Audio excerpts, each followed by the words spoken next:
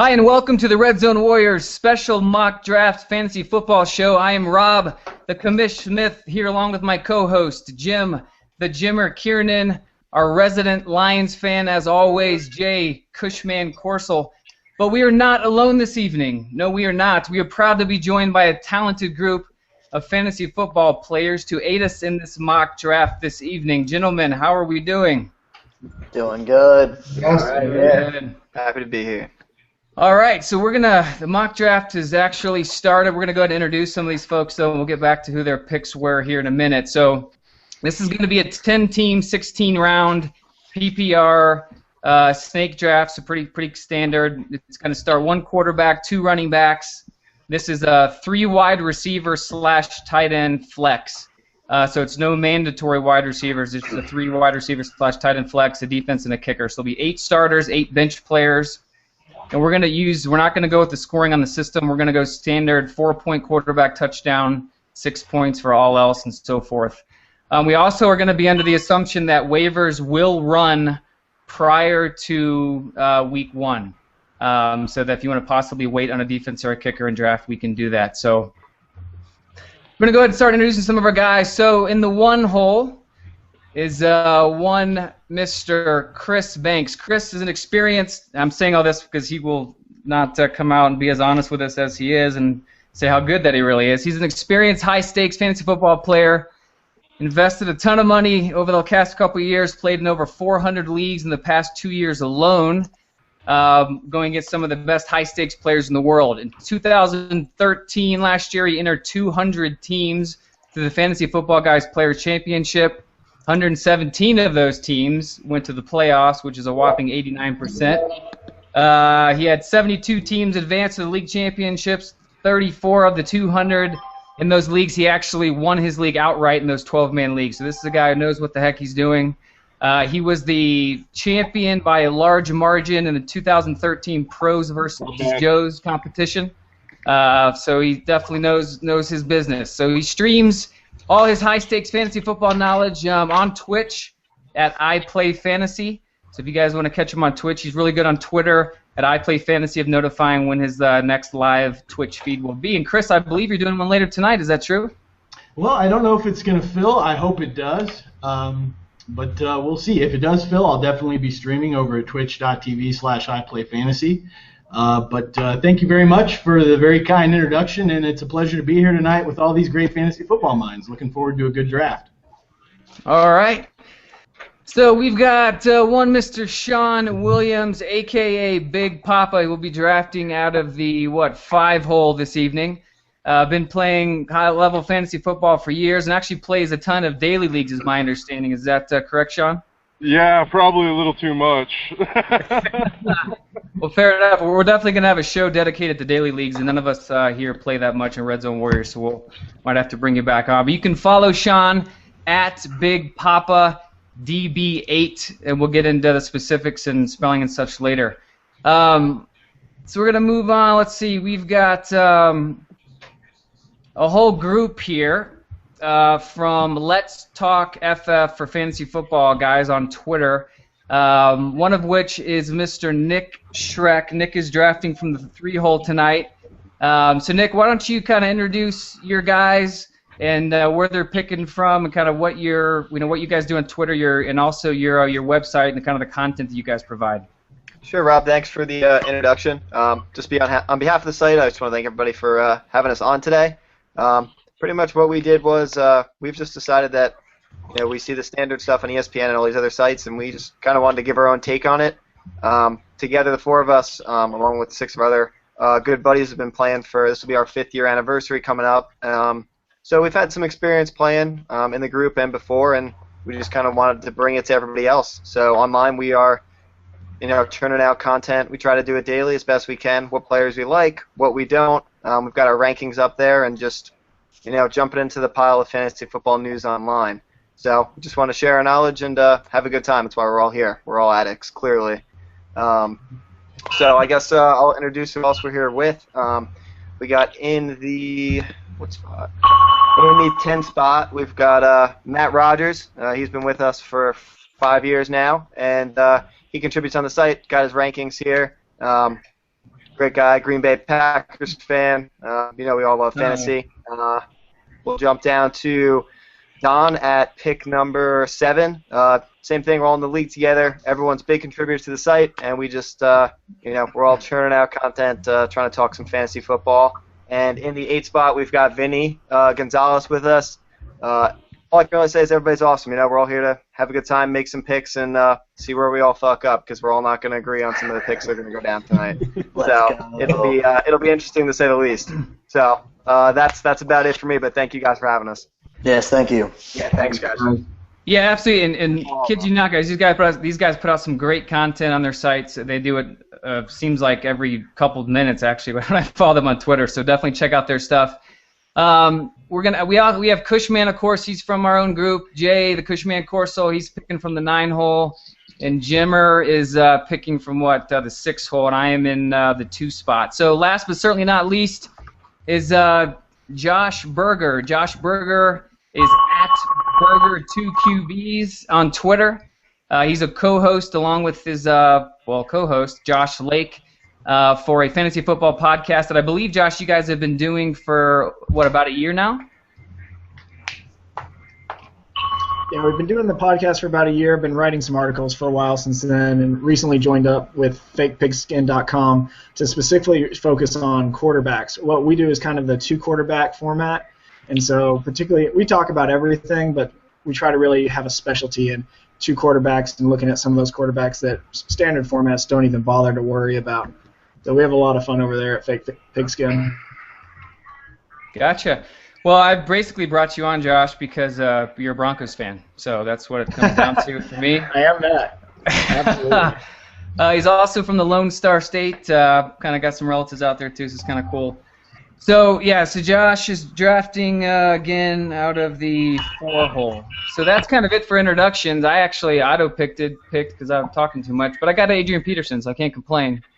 So far our listeners go, I'll run through who's taken what to this point. We just made the turn going into the second round. So Chris Banks took Jamal Charles because he's a Chiefs homer, and Charles is the man anyway, so definitely can't bicker with that.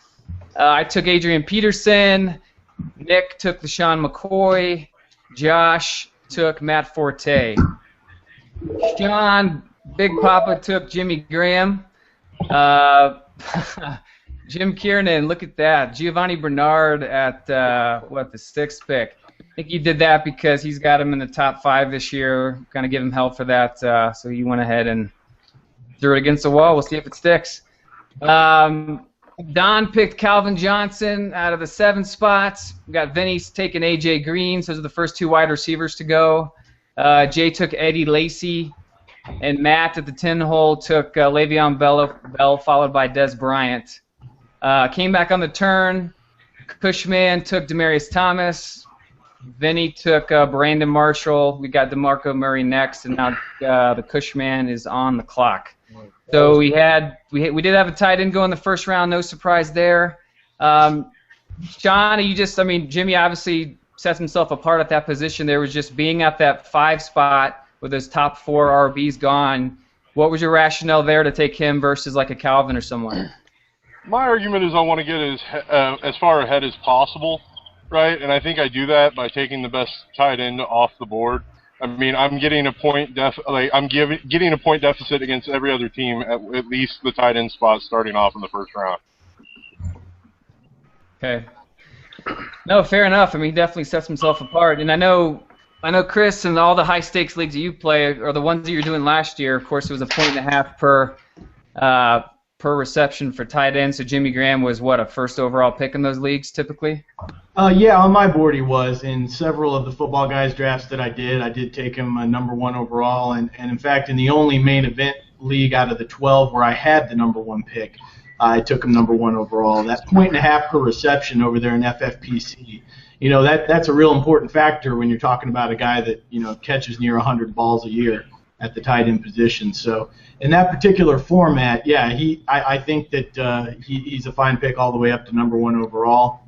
And I think, in just regular PPR, just dovetailing off of what Big Poppa said, just once the top 4 heavy favorites to fill those top spots at running back are gone, I think it's perfectly reasonable to take a look at another area where you can try to sprint ahead of the rest of the field, and certainly wide receiver and tight end are options there. So I really like the Jimmy Graham selection in that spot.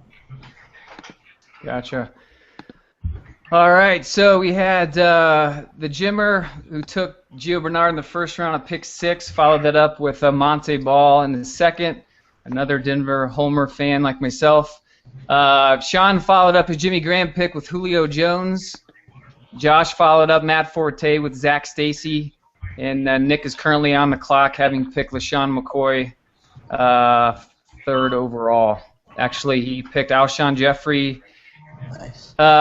I went ahead and picked Jordy Nelson. I'm really high on Jordy Nelson this year. If you guys have heard any of our podcasts, definitely a top 10 guy. I've actually got him, I believe, at 5 on my board. Just super high on him with Aaron Rodgers coming back for a full 16. So I'm pretty thrilled to get him as my RB or wide receiver 1 at the end of the second. So Jimmer, how you feeling with you got Gio followed by Monty? Two guys both in their second year. You feel that a little risky, a little risk reward there for you? Yeah, I'm going with young guns. Going to see what can happen there. Gio, I think, is going to have a huge year. I've talked about that before. Monty Ball, who I wasn't too high on, I'm hearing a lot of good things out of training camp, so kind of excited to see what he's going to do this year as well. So that and Denver Homer. Gotcha.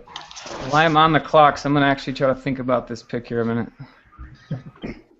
Josh Gordon, man, all the way. Yeah, definitely. He's still on the board? It's crazy.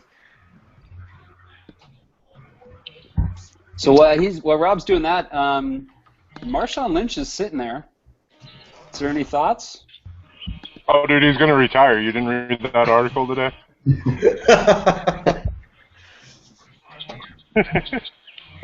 It had to be on the show now, so now it's official.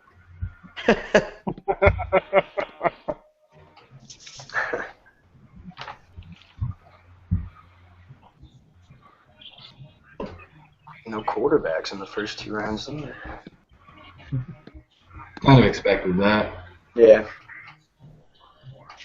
A little bit of If Keenan I was a Allen. Bronco fan, someone would have taken Peyton by this point. Yeah, it's true. I'm sure shortly. Someone's got to make the move.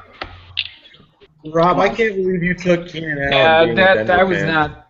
That was a mistake. I was trying to pick Antonio Brown, and it came down to the last second, and it picked it for me. So it's. And I sure am glad you let him slide, because I was happy to take Antonio Brown there. Yeah, well, Such a good pick. you are welcome. Thank you. Antonio Brown has been my savior for like the past 3 seasons, man. Number 1 guy there. He's going to catch a bunch of balls. Definitely.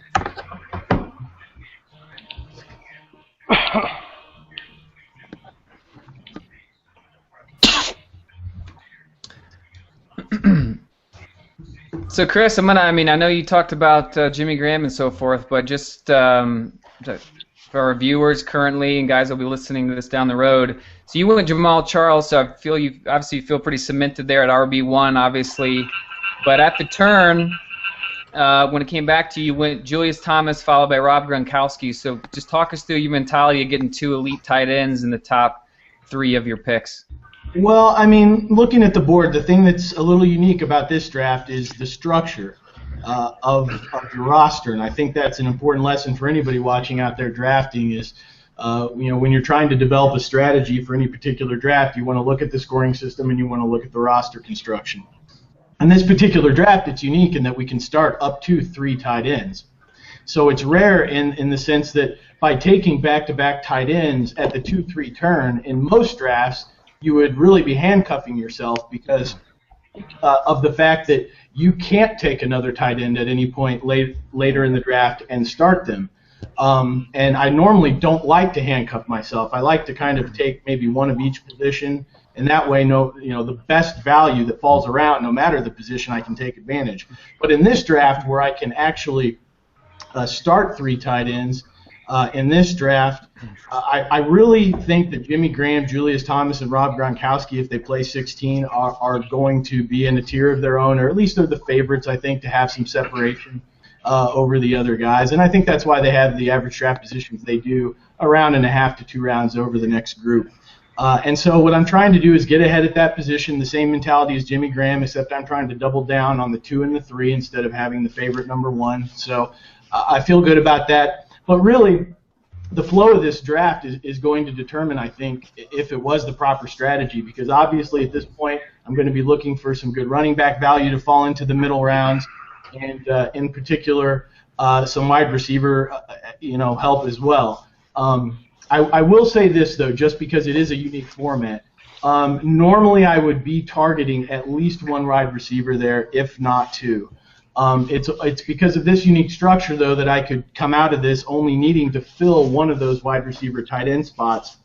And because of that, I feel like if I hit 3 or 4 later on and I only have to play 1 out of those 4 every week, I'm going to feel like I'm still in a pretty good spot. So I went ahead and took the opportunity to try to really get ahead there at a couple spots with 2 solid tight ends.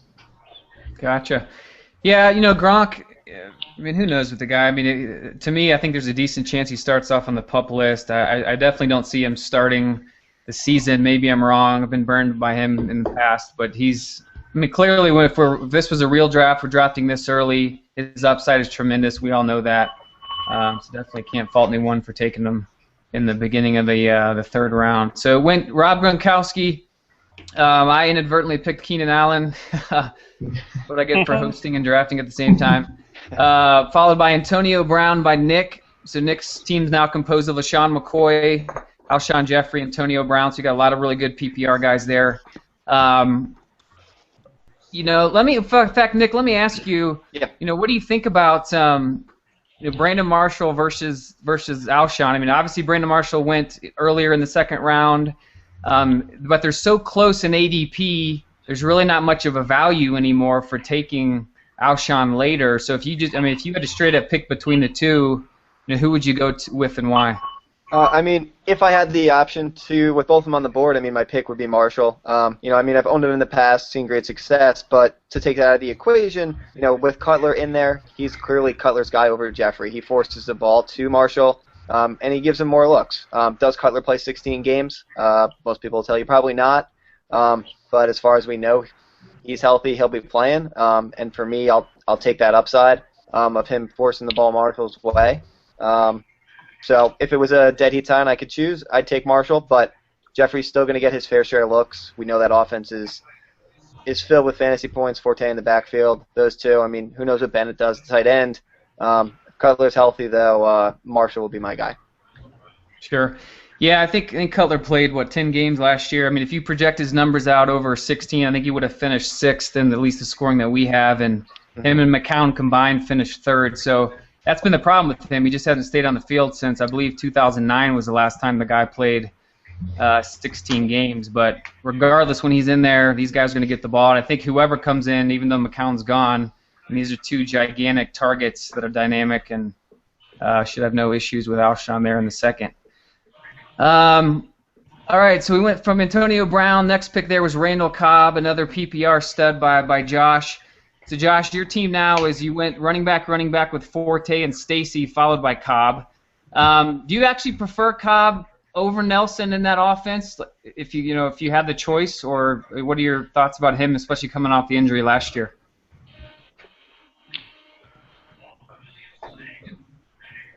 I think both Cobb and Jordy Nelson have had their share of injuries, so there's not really a preference for me. I probably would slightly choose Jordy Nelson in dynasty formats just because of his big frame, and that's what most people wouldn't do, but also I get him so much later because of his age.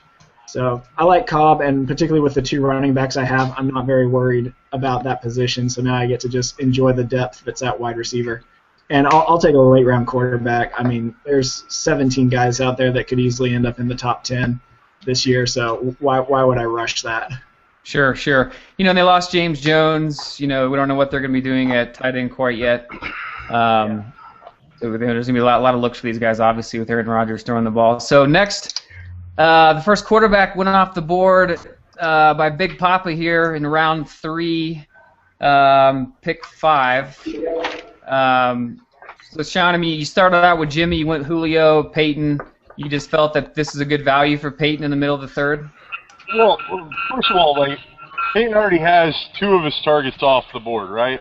Like, if those people are right in their predictions, then Peyton Manning should have roughly the same year or close to it that he had last year, in which case I'm getting way ahead again at another position, right? Like, that's the game I'm trying to play there, and I think that the pick allowed me to get ahead better than most other picks. Understandable. All right, Jim was a little surprised. I don't know if that was an auto pick to pick Crabtree there. I didn't think you were that high on the San Francisco offense in general, but you went Gio, Monte Ball, and Crabtree. You just felt he was the best wide receiver available at that pick? Yeah, right there. I mean, I'm not going to touch Victor Cruz. I think Larry Fitzgerald could be, available coming up here to me in 2 picks, or something like that. So I honestly just kind of figured, hey, why not? Got an upside. And honestly, wide receivers, if you don't have one of the elite, 4 guys, 5 guys, I mean, you're just picking for value at this point, in my opinion. Who you think's going to have biggest upside? Okay. All right, so Don took the 2nd quarterback off the board at pick 7 in the 3rd round. That would be Drew Brees. So Don, why in that spot particularly? I mean, clearly you have Drew Brees ranked over Aaron Rodgers. Is this anything to do with Aaron Rodgers' injury last year, or you just prefer that offense, or what went through your mind there? Being a big Packer fan, that's kind of tough. I forgot about that. Picking Brees over him, but you know what? I just feel like Brees has been just so consistent over the years with fantasy football that I just. Oh well, it's not letting me draft here while I'm trying to click on it. That's good. Well, well, I just took Josh Gordon, guys. Looks like I'm gonna win, but I don't know why that wouldn't let me draft. Yeah, I'm high on that pick. Oh no. But yeah, I mean, he's just been so consistent, and he's got Jimmy Graham there. That's a big, tight end there, and I don't know, I think it's neck and neck with Aaron Rodgers though too. So, but I went with my gut. Consistency is nice, so stay with Brees. Yeah. So, Vinny, you then took VJax, so you went 3 straight wide receivers, the only guy to have done that, at all. So you went A.J. Green, Brandon Marshall, Vincent Jackson, incredible, PPR stud wide receivers, obviously. And then you probably feel just tickled to death that you get Arian Foster there at the turn on the 4th. Absolutely. So how do you like your construction so far? I think it's fantastic. So far, honestly, we work with standard leagues, so I'm not really used to the PPR format, so I was doing a bunch of research leading up to the draft, and I just figured I would just go absolutely wide receiver heavy, thinking that a running back would eventually fall to me, and that did work out. I was actually waiting for Lynch on the turnaround, and I forget who snagged him, but I'm very okay with Foster being my number 1 and having A.J. Green and Marshall and Vincent Jackson to just basically lead my team. So I'm very happy with how this is going so far. Yeah, I definitely like that construction. I'm going to take some time here, guys, to not make another mistake pick by accident. So here we go.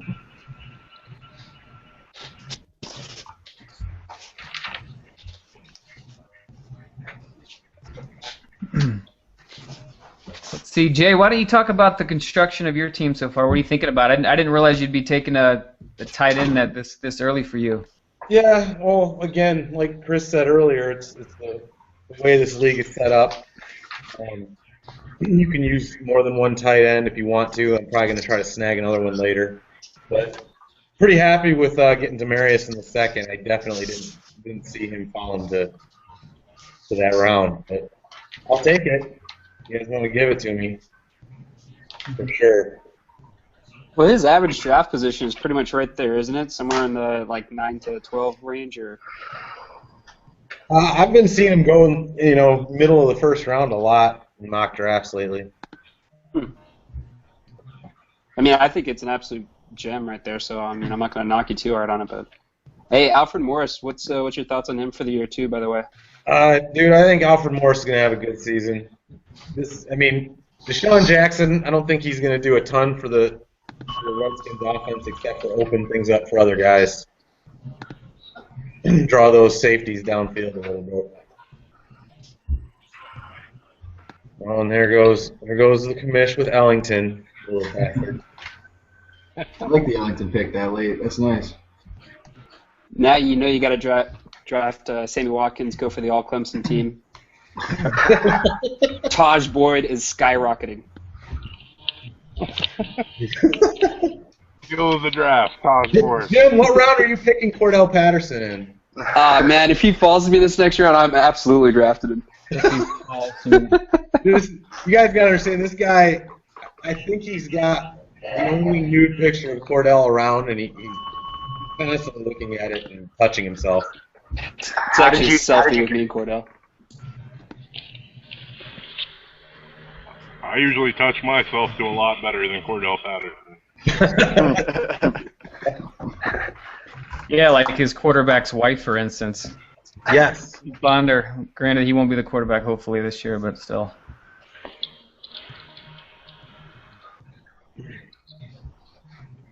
Nice. Nick, you picked Joik Bell. I did. Dude. So are you on the train that says he's going to be the lead back there this year, taking over for Bush? Yeah, I mean, I think, as Vinny said before, I mean, typically we draft more standard, so I wouldn't take him where I did here. But I mean, you look at the looks he got last year. Bush gets a little banged up here and there. I do think he takes that lead role a little bit there. He catches a lot of balls. We know that offense is, but Stafford's going to be throwing the ball a ton. I just like the upside there. I think looking at who else is on the board, he was who I like the best. So I wanted to fill that other running back slot with a guy who was going to get a lot of balls. Yeah, absolutely, dude. As a Lions fan, I hope you are correct. I think that we could get a lot of production out of that guy. Completely agreed. So does anyone have a comment for Doug Martin? Dougie Fresh. Hate him. I thought about it there, but I couldn't pull the trigger. Yeah, man, he's one of those guys. I don't know. Those years that he did well, he did it in big spurts against bad defenses, and last year when he wasn't hurt, he played horrible, got hurt, guys came in behind him and did better. It's just a weird thing for me. It's one of those guys I'm just going to stay away from. But anyone have anything positive to say about him and is high on him? And clearly we're drafting in the 5th round now and no one's taking him, so. Right. I mean, there could be upside. I mean, if he shows the way he played the first year, but we'll see. I mean, not much productivity last year, obviously, so we'll see coming back around 3rd year. Maybe if they can establish a consistent passing game in Tampa Bay. Yeah. I mean, their offensive line has been so bad. I mean, even the year he did well, they were horrible, and last year they just went even worse. So, I mean, at this point, he's definitely a value play, but there's a lot of risk. And the new coach and Lovie Smith could be a nice effect for him. Good player coach. Yeah. I wouldn't touch Doug Martin with Jimmer's 10-foot pole. I appreciate the compliment. All right, so let me run down round 4 here. So we had Matt took Marshawn Lynch. I was a little surprised. That's a big fall for him. Vernon Davis went next by the Cushman. Talked about Vinny taking Arian Foster. Then we had the auto pick, accidental screw up by the software. Josh Gordon went. Booty. Hey, if this suspension gets canceled altogether, that's a hell of a value there. I picked him on purpose, Oh, I know you know it. So Jordan Cameron, never took Jordan Cameron, and Wes Welker went by Sean. Sean, you have any qualms at all about Welker there? Concussion issues, anything? You just think he's going to be a stud like he always is? I mean, Welker's always a stud. Like, that's just a fact. Even before the concussion last year, he was well worth the value, and you guys continue to let him fall to me there. I felt like I just had to pull the trigger. Plus, I get the double up with him and Peyton Manning. Anytime they work together, I get double the points. So it's a lot of fun on weekends when you can see that work together. Absolutely. Let's see. That was followed. Josh took Larry Fitzgerald.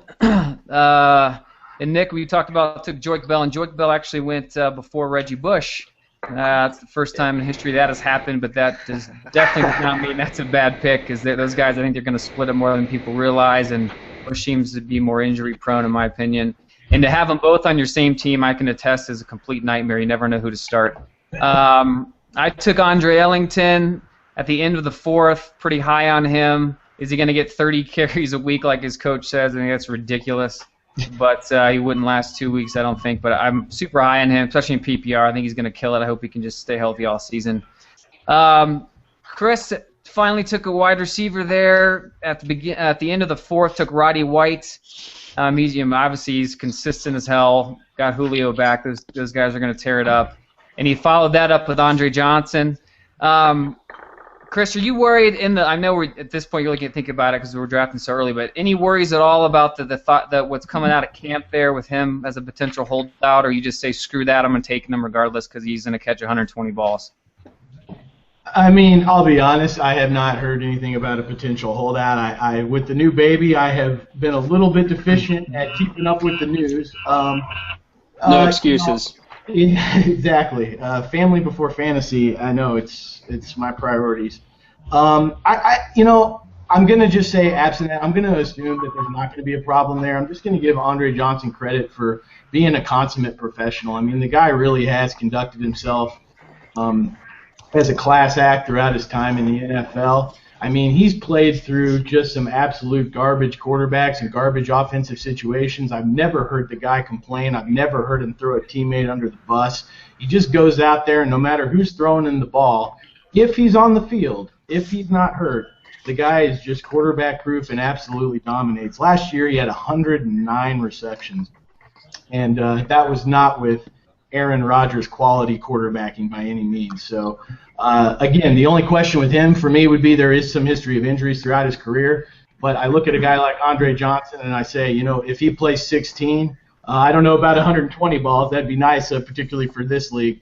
But I think he's definitely going to, be a favorite to go out and catch, 90-plus balls when he plays 16. And, anytime a guy's doing that, I think he's going to be a solid selection there at the 4 or 5 wrap.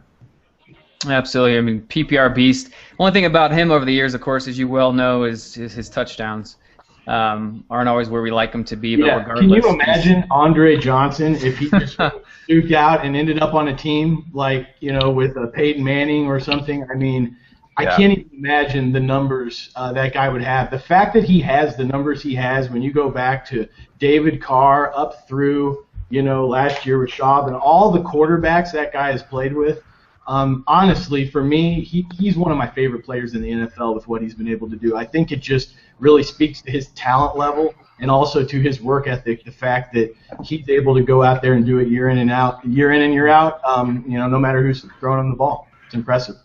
Absolutely.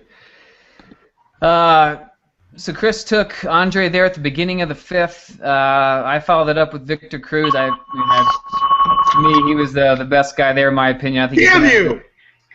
Let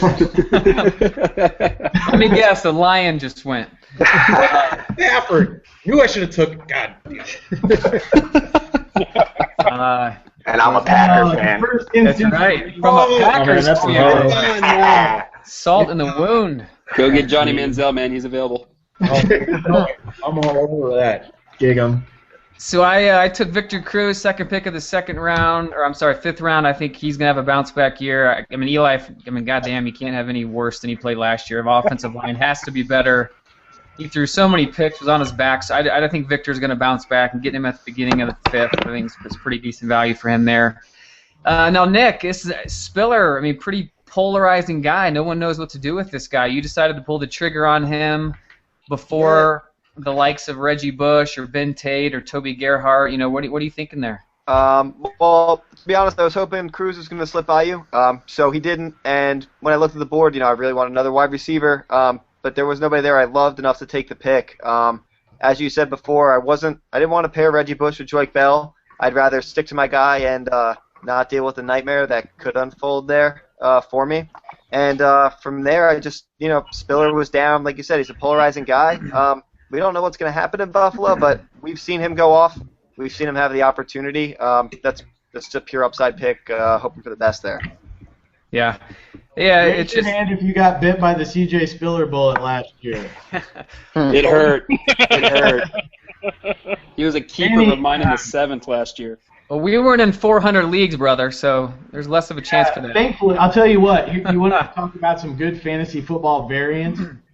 Going into last season, if you remember, was the first year that the NFL had Week 12 bye weeks, and so the big national contests are all 11 weeks, and so Week 12 is the first week of the playoffs, it's obviously a pretty big deal to have guys off in the playoffs. Especially when you have to win that first week of the playoffs to win any money. So I actually went in last year and decided to completely fade C.J. Spiller because the Bills were on a Week 12 bye. So it's only by the grace of that NFL scheduling that I probably avoided taking a lot bigger hit on C.J. Spiller there. So thank you, NFL. Much appreciated. Well, hell, man, if he does what everyone thinks he's capable of, I mean, he did come after when the season was done last year, and that he was dealing with some injuries that he wasn't really talking much about during the season. To the extent, he could be at an incredible value there in the 5th. So, absolutely. Finally, Aaron Rodgers goes next at the 4th pick in the 5th round by Josh, followed by Reggie Bush from Sean, getting a little part of that Detroit offense. Jim or Ben Tate, going to Cleveland, obviously running backs are going to start to thin out a little bit here. You already had Bernard, Monte Ball, decided to go with Tate there. What do you think about his health issues historically, and do you think he's just going to get enough volume to put up, great numbers there? I think so, especially with the way the quarterbacks are looking right now. I mean, Hoyer just got announced that, hey, he will start the season. That's until, Cleveland hates itself again, so then they'll put, some jerk off in there, a.k.a. Johnny Manziel to start. So they're going to be handing the ball off a lot, in my opinion. And I think Ben Tate, sea change, is going to do him wonders. All right. So, Jay, why don't you talk a little bit about Andrew Luck? You didn't get your guy Stafford, but I'm sure you're still pretty happy with getting Luck there at the beginning of the 6th. Oh, absolutely. He's going to have a good season. I mean, obviously I wanted Stafford for Homer reasons, but I'll take Andrew Luck. I typically go after a quarterback in the 5th or 6th round. Sometimes I'll wait to the 7th, but one of those two guys are who I'm usually gunning for, and some rat bastard Packers fan took my guy. So I would like to point out though, you snagged Eddie Lacy from me in the 1st round, so we're even. Yeah, all right, we're even then. Okay, Chris. Yes, sir. Wait for it. Oh, you son of a whore! Oh, gee. No. We're explicit on iTunes, so we're good. You can call me whatever you want, brother. I knew I had to get in there. I knew I had to get in there. Of all the guys, David Thomas, man, how are you gonna do that to me? Oh, love him. The guy caught 77 balls last year. Talk about PPR, and he lost Sproles.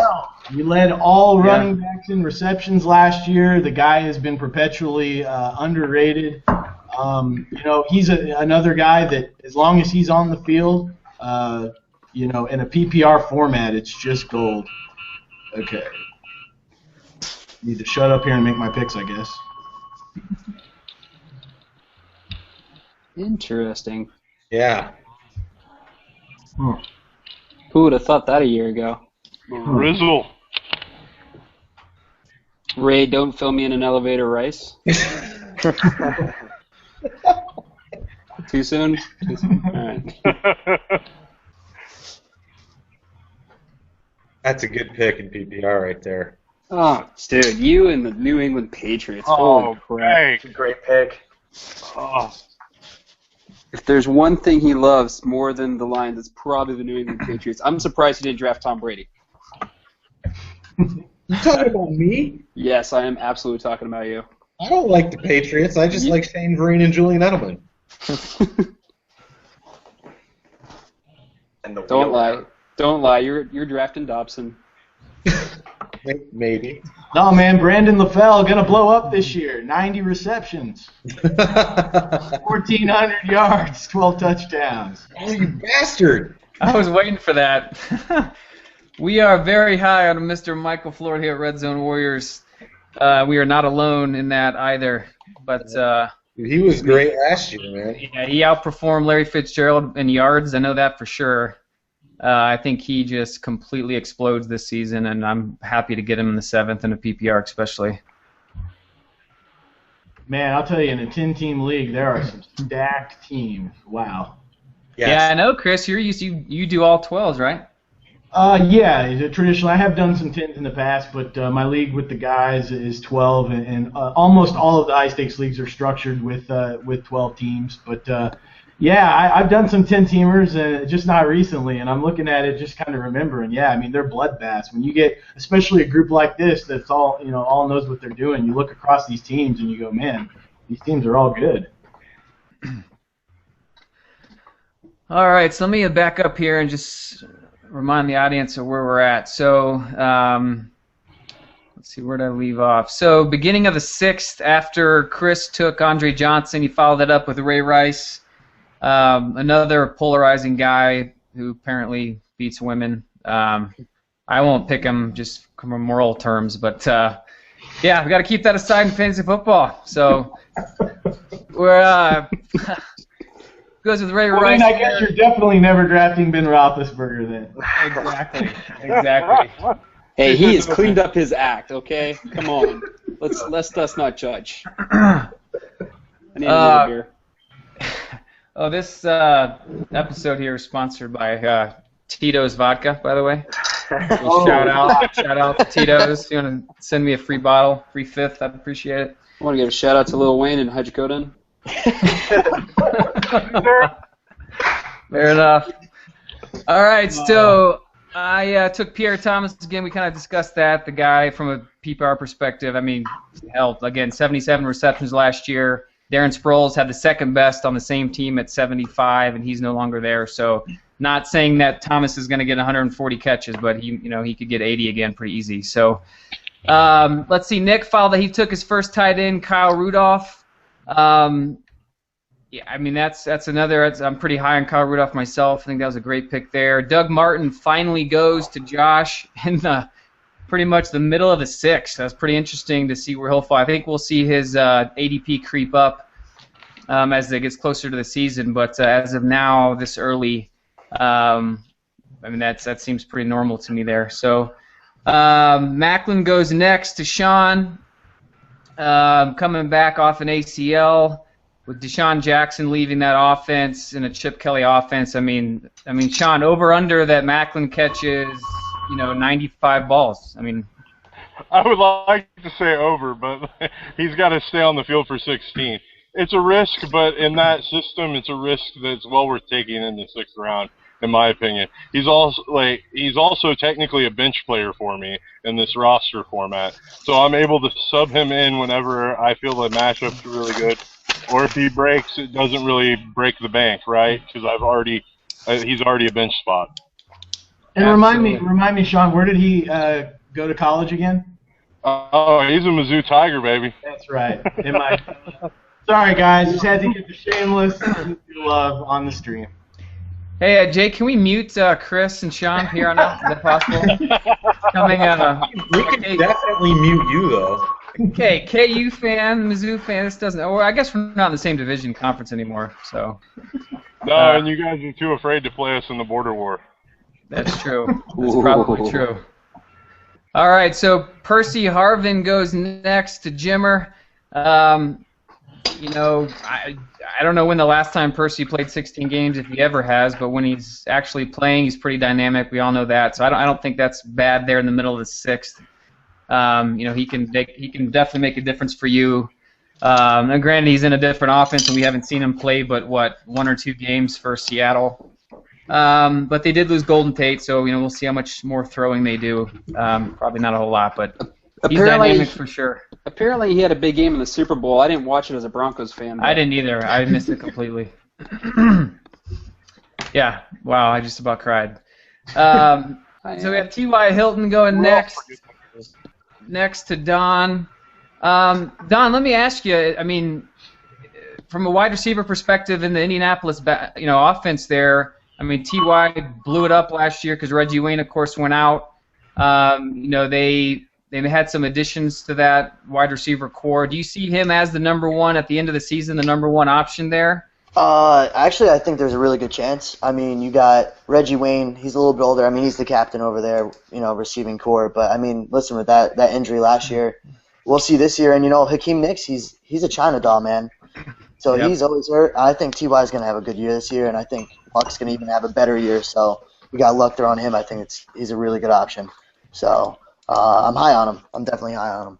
Yeah, I agree, and I really think, and I mentioned this if some of the listeners heard of it in the wide receiver podcast we did, but I think T.Y. is going to kind of slide himself into the Deshaun Jackson role. They're almost identical in height and speed. Actually, T.Y. Hilton's faster than Deshaun. I think he's going to be able to play more of that role. He was forced to be more of a possession guy last season because Reggie went out.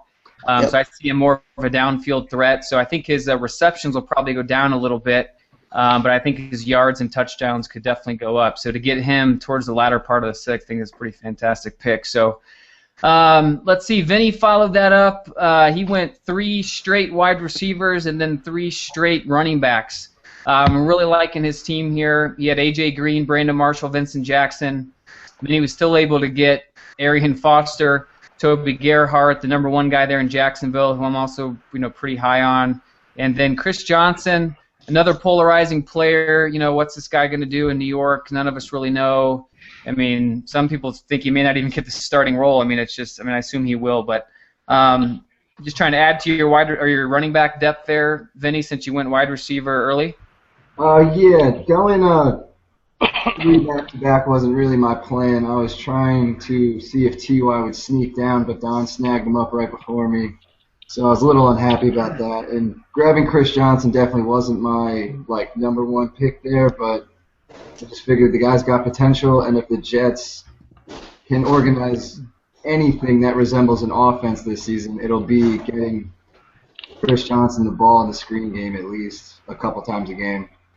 Yeah, I mean, let's just hope that change of venue rejuvenates the guy's career. I mean, he had a great offensive line actually there in Tennessee and just couldn't get the job done and just seemed to take plays off. I don't know. He's one of those guys I kind of stay away from, but honestly, getting him at the end of the second, taking a flyer on him again in this format, he's not even a starter for you, so that's a fantastic potential fill-in for running back there in this format. So that was followed up by Cushman taking Luck, followed by Stafford. You're going the wrong way. Am I going the wrong way? Yeah, I apologize. Let me go back the right way. All right, so we had, so we'll start back at the beginning of the 7th, and that's where Chris followed Ray Rice up with Shane Vereen. That backfield, I don't think Ridley's gone yet, has he now? This PPR gold. I mean, the guy's, he could catch 80 balls out of that backfield this year. He's kind of polarized in that respect. But I think, everyone's kind of not sure what to do with Ridley. He's talented. We've seen what he did a couple years ago. The guy had, what was it, damn near 15 touchdowns or something ridiculous, which is why I unfortunately drafted him so high last year and got crushed. So, the whole question with him, of course, is can he hold on to the ball?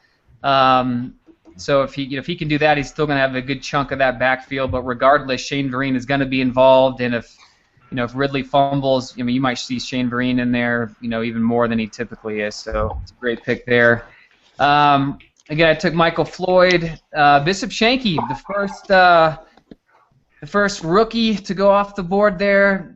Definitely no qualms taking him, Nick, in round 7. He's back where, we talked about Chris Johnson. He's back in Tennessee there. He's going to get the bulk of those carries. Apparently he can catch the ball out of the backfield pretty well. So, again, in this format where you only have to start 2 running backs, he's your third. So if Spiller does flare out, you can definitely stick him in there. Do you feel pretty comfortable grabbing him there, I would assume, in the 7th? Yeah, right now I feel good. I mean, Dexter McCluster, I think it's interesting how he plays out there a little bit. But we're still early, so we'll see how it all plays. But to get Shanky there in the 7th right now, very happy. We'll see how his stock changes as we move towards the live drafts. But for the 7th right now, he's behind the good offensive line. We'll see where that goes. But I feel good there. Gotcha. So Jim, I'm just going to let you go ahead and talk about your homer pick there. And I know that you're not a Philly fan, but You're from Oregon. If those of you don't know that, big Chip Kelly guy goes ahead and picks Nick Foles. Is that just your spot for taking a QB, or you just liked him specifically there and wanted to pull the trigger? You know what? I was honestly between him and kind of Dalton, and I wanted to pick a guy, and I just didn't know how much longer Nick Foles would be available. We're going to see this guy for a whole season, see what he's really worth. So I think I'm basically drafting for a dynasty team here in the 6th pick. So. Gotcha. So I just took, let's keep going there. So we have Torrey Smith go after that. Trent Richardson, another guy who people don't know what to do with, Sean. So he is your, I'm sorry, go ahead. Okay, he is, he's your RB2 in this format. Now you did follow him up, sneak preview here with Steven Jackson after that, so you can rotate with which one of those guys. But, I have to assume I had the guy as a keeper. He crushed my hopes and dreams in a couple leagues, but I think he has to bounce back. We've seen the talent. Granted, he's only consistently ever ran the ball like 3.5 yards per carry, but he can definitely get it done through the air. He can get a lot of touchdowns. We saw it a couple years ago in Cleveland. So, what do you think about Trent in general and his prospects for 2014? Well, last year he was a turd burglar. Like, he couldn't be any worse. It was as bad as it could possibly get, right? Like, if he is the feature back in Indy, that's a steal pick there in round 7. Like, he also catches balls. Like, if he's learned the system in the second year, well, in the first year and a half, and can now get on the field and start playing well, I think it's a great value pick. What are my other options there at running back? I could take Glass Joe Ryan Matthews. The only man had more broken collarbones than touchdowns in an NFL season. Yes. Right, right. Basically it was the bottom of the barrel, and I liked the upside there. Yeah, I agree. I totally agree. We talked about Nick Foles. He went next, followed by Mr. Glass himself, Ryan Matthews. But again, the guy actually pulled it together last year. He played damn near all the games, if not at least 14 of them, I'm pretty sure. He had a good PPR here last year, too. Yeah. Played well PPR. Yep, absolutely. I was picked by Don there. Vinny took Terrence Williams, another guy, Dallas wide receiver. I'm super high on him for multiple reasons. He's the number 2 guy there behind Dez. Their defense is just so bad. They're going to be on the field so much. The guy's going to – I'm pretty high. I'm not quite as high as I am on Michael Floyd, but he's right there with him. I think he's going to blow up this year. I think that's a fantastic PPR pick at the end of round 7. Cecil Shorts went next to Jay, followed by another PPR running back, Danny Woodhead, who I think actually outscored Matthews in PPR scoring systems last year, even though Matthews played those games. They were pretty close, but Danny just catches the crap out of the ball. Talk about another little white boy who catches the crap out of the ball is Julian Edelman. So Matt took both those guys on the turn. New England, their offense, has to get better from a wide receiver perspective. There's rookies and they're going into their second year. So I think that's a great pick there. He's going to catch 120 balls probably there for Tom Brady. Rashad Jennings, likely the starter, not necessarily guaranteed the starter, but likely the starter there for the Giants for all intents and purposes. That's a very good pick. He's probably the starting RB. Again, this is a 10-man league, so we're getting him at the beginning of the 8th. Vinny goes ahead and takes his first tight end next with Dennis Pitta. Followed by the racist Riley Cooper by Don. So Don clearly has no morals. None. Just kidding. The guy, he just did great last year. And, they lost to Sean, of course, so he's definitely going to get his fair share of looks in that Chip Kelly offense. So the Jimmer took Jason Witten, and I'm shocked, frankly, that Jason Witten fell this far. He fell to the middle of the 8th. So he's got a second tight end. Again, you can start 3. That's exactly why I took him. Yeah, you got Jordan Cameron in the 4th and Jason Witten in the 8th. So that's incredible there, in my opinion. We mentioned Steven Jackson was taken by Sean there. Josh took Kendall Wright, another PPR stud. I think he caught, 100 balls last year, something close to that. for Tennessee. So he's fantastic value there at the end, getting towards the end of the 8th. Eric Decker, Nick. I mean, clearly none of the pundits think that this guy is a wide receiver 1 talent in essence of what that actually means. I think I probably agree with that. Just skill set wise, he's not like a Julio or somebody, but he's clearly the number 1 on that offense. And not that he's going from Peyton Manning to we're not exactly quite sure who's going to win that starting job there. But it's not going to be as good as Peyton Manning regardless. But you think just the volume alone that he's going to get as the clear number 1 starter, not that he's going to reach his numbers by any stretch from the last couple of years in Denver, but is going to maintain pretty good wide receiver value? Yeah, I think for me it was purely just about him being the number 1 there. Like you said, he leaves Peyton. He's I don't think he is a number 1 necessarily, but he is in that offense, whether it's Gino or Mike Vick or whoever's actually slinging the ball out there. You look at the rest of the wide receivers there, not really anything else you want to grab. So for me, he's on my bench for now. It's a guy I think that it could just be a volume play, and I can plug and play him if I need to. Sure. Yeah, I think we're all interested. I mean, Denver fans here to see how he does out there. Definitely great for his off the field curricular activities there, being in New York. I'm sure that's a big motivation for him to go there. So, I picked next. I picked my first tight end. I'm really super high on Greg Olsen this year. I mean, hell, there's no one to throw the ball to there. So, I think he's going to get a ton of looks. Not that we talked about this in the last podcast. So, but I mean, Steve Smith left, of course, but again, Steve Smith isn't a world beater anymore. He had his worst season of his career last year just because he's getting older and he keeps punching people and whatnot. So I went ahead and took Greg Olsen there at the end of the 8th. Feel very good about that selection. Chris followed that up with Emmanuel Sanders. I mean, any wide receiver going into the Denver offense is somebody anyone's going to be looked at for sure, especially getting him at the end of the 8th round. I mean, I think eventually he's going to slide into a slot role once Welker's gone, but for this year he's probably going to be forced to play, the Eric Decker position. But either way, he's going to get his looks, he's going to get his catches, and to have him as your 3rd wide receiver behind Andre Johnson and Roddy Watt, especially when you have Julius Thomas and Rob Gronkowski in the scoring system, I think that's a great pick there. And you follow that up by, talk about a consummate professional, Reggie Wayne. Granted, he's coming back from his ACL, but the ACLs are not what they used to be.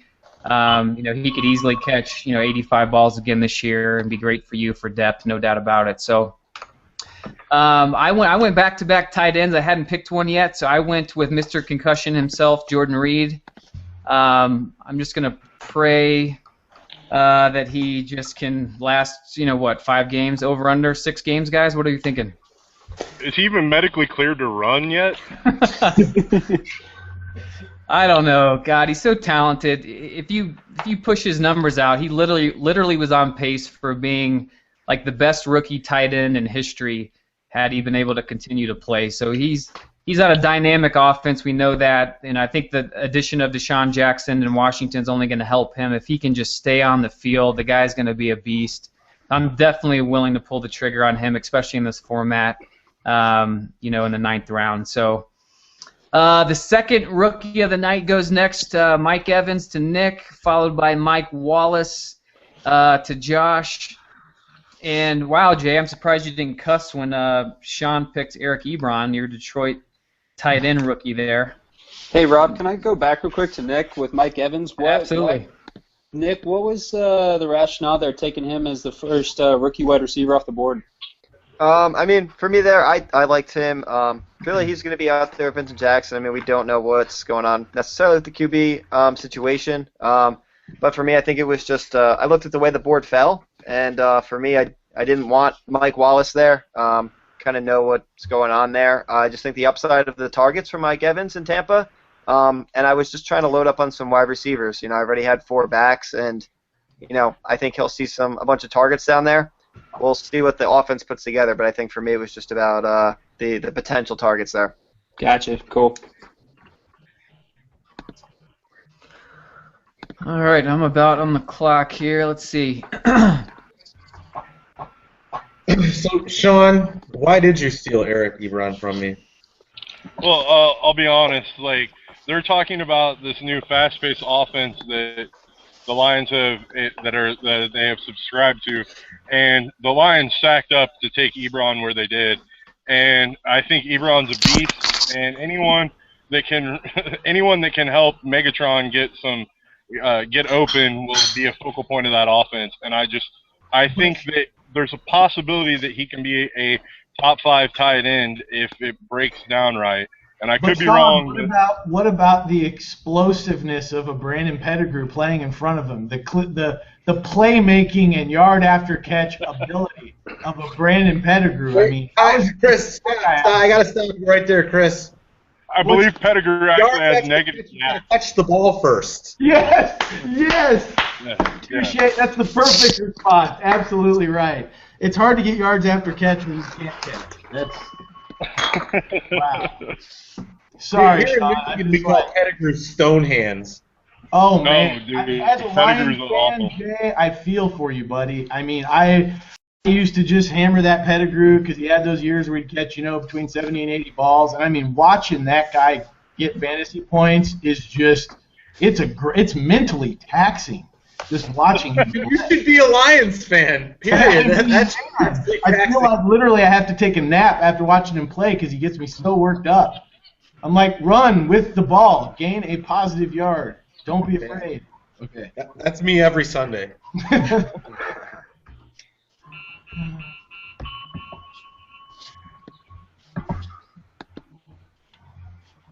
I'm nothing if not a bona fide, self-admitted tight end donk. So let's just load him up. Wow.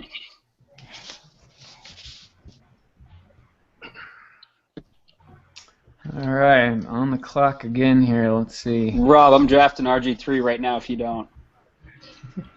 Fuck you, man. I was actually thinking about it. Quit. Don't even stop that. I'm in your head already. Do it. I'm in your head. You are in my head. I'm all flustered. I don't know what to do. Dude, Wait, right though, now. because Tannehill's still on the board. Rob's got enough on his plate. I mean, for hell, I picked Keenan Allen in third by accident. I'm already screwed. All Dude, right? while you're at it, Tony Gonzalez, big year. You could have Josh Gordon. By the way, you need to take a shot for that one, man. I warned you about him. Said it before the draft. Dude, I had him real high, all right? So did he.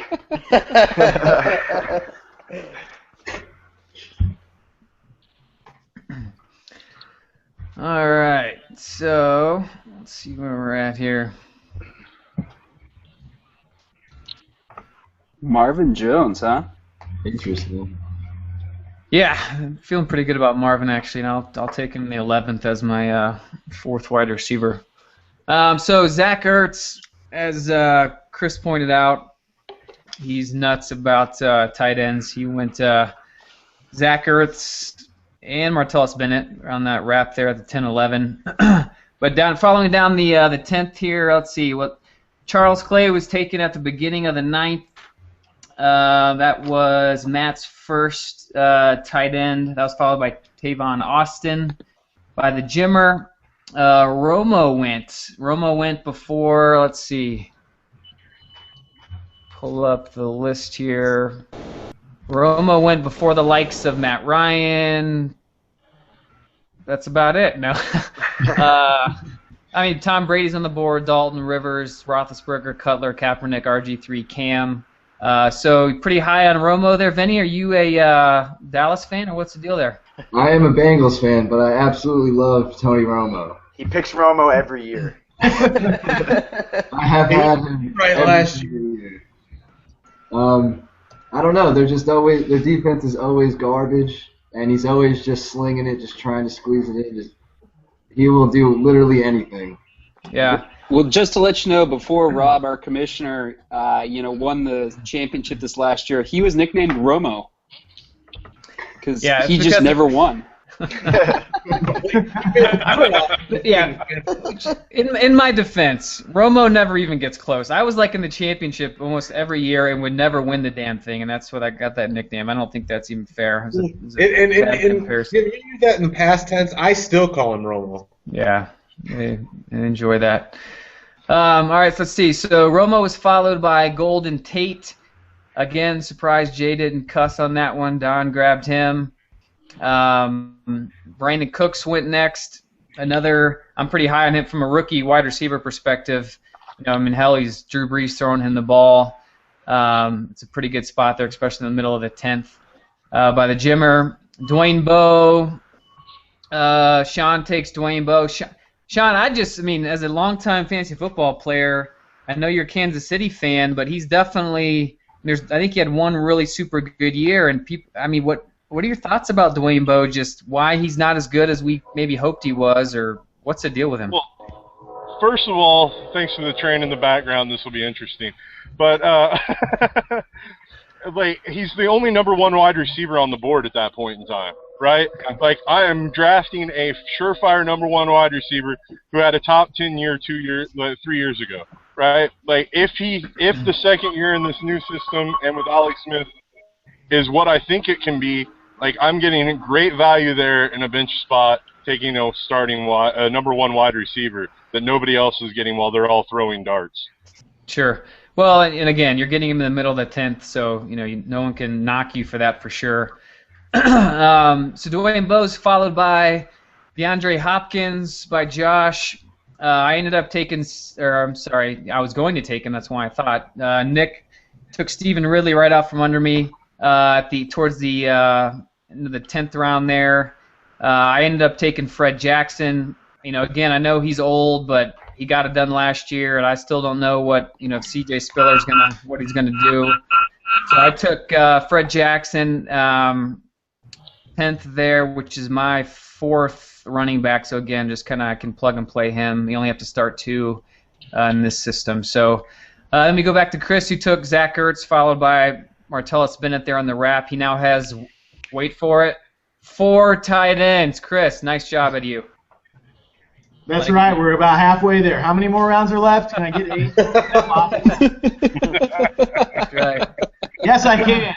You said we don't have to draft a kicker or defense, right? That's correct. That is correct. All right. I think we really should spend some time talking about kickers this year because I think there's some outstanding ones available. Yes, I agree completely. I'm absolutely I think the kicker and defensive strategies are very underlooked in fantasy. There's some really great moves you can make at those positions. I think everybody listening, if you're in money leagues and you see my name on one of the spots, feel free to say hi, but also that's the perfect time to start executing some really early kicker defense strategies. Fair enough. Yeah. All right, so I picked up Marvin Jones there. Cincinnati is my 4th wide receiver. Danny Amendola goes next. Talk about a guy man of glass. But Nick, you get him beginning of the 11th. There's people were optimistic on him going into last season. They thought, frankly, they thought he was going to be the Edelman of last year in that offense. It's just he can never stay on the field. But again, if he can stay on the field, we know. He could catch 100 balls. It's just that's the issue with him in that position. But we got Brian Hartline going next, followed by Mark Ingram. So Sean takes his 4th running back there. He definitely showed some things last season. I don't think he's definitely lived up to expectations from his collegiate career and whatnot. But we'll see what he does this year with them being down with Darren Sproles leaving that backfield. So Kelvin Benjamin, another rookie wide receiver, goes next to the Jimmer. Big target there for Cam Newton. Again, we talked about the fact that Cam doesn't have a whole lot of guys to throw to. One of the reasons I took Greg Olsen in the 8th. Jarrett Boykin, a lot of people are kind of forgetting about him. I know he got hurt last year, but James Jones gone there in Green Bay. Of course, they have Jordy Nelson and Randall Cobb, but this guy might catch a lot of balls in that offense. I think that's a good PPR pick there, especially in the 11th. Darren McFadden there in Oakland goes to Vinny there towards the end of the 11th. I mean, McFadden's just McFadden. I mean, what do you say about the guy? I mean, every year somebody hopes that he's going to do well, but he keeps sliding and sliding, as he probably should. That's why he goes at the end of the 11th. But he is a potential starter. MJD's there with him now. MJD's probably going to get the start, just based on if you look at their contracts that they signed them to. But McFadden could have a great 2 games for you there, Vinny. I mean, he really could. So that's no. Anquan Bolden. I've been run by him a couple times. We all have, absolutely. Anquan Bolden goes next, followed by Marcus Wheaton. So, Matt, talk a little bit about Marcus Wheaton there, Pittsburgh wide receiver, rookie. Ben Roethlisberger, of course, throwing him the ball. What were your thoughts picking him? You throwing darts there at the end of the 11th? Yeah, I mean, that's an upside pick right there. I mean, with Emmanuel Sanders gone, you kind of hope Marcus Wheaton's going to, fill that void. I think, with the AFC North secondaries, maybe when the Steelers play the Browns and Antonio Brown's tied up with, Joe Hayden, that'd be an interesting play for me. But, yeah, I mean, kind of throwing darts, just hopeful on upside. And, haven't really seen much from him, so we'll see what the Steelers do with him. Well, and then you follow that up with D'Angelo Williams. I mean, he's the starting running back for Carolina. We keep talking about the fact they have no one to throw to there. So, D'Angelo's going to get his occasionally. He's not a big touchdown guy historically, but you're drafting him at the beginning of the 12th as your 5th running back, and he's their starter. So you can't complain about that too much. Jay picks up Greg Jennings there next, followed by Bernard Pierce in Baltimore. Nobody really knows what that backfield is going to look like. I mean, Ray Rice, of course, is going to be suspended, I would assume. I mean, I'm assuming he's going to be suspended for probably 2 to 3 games, maybe 2 to 4 games. Commissioner has done that before, even though the legal stuff is kind of done. I think, especially with the whole videotape thing, I think he's going to get somewhere between 2 to 4. So,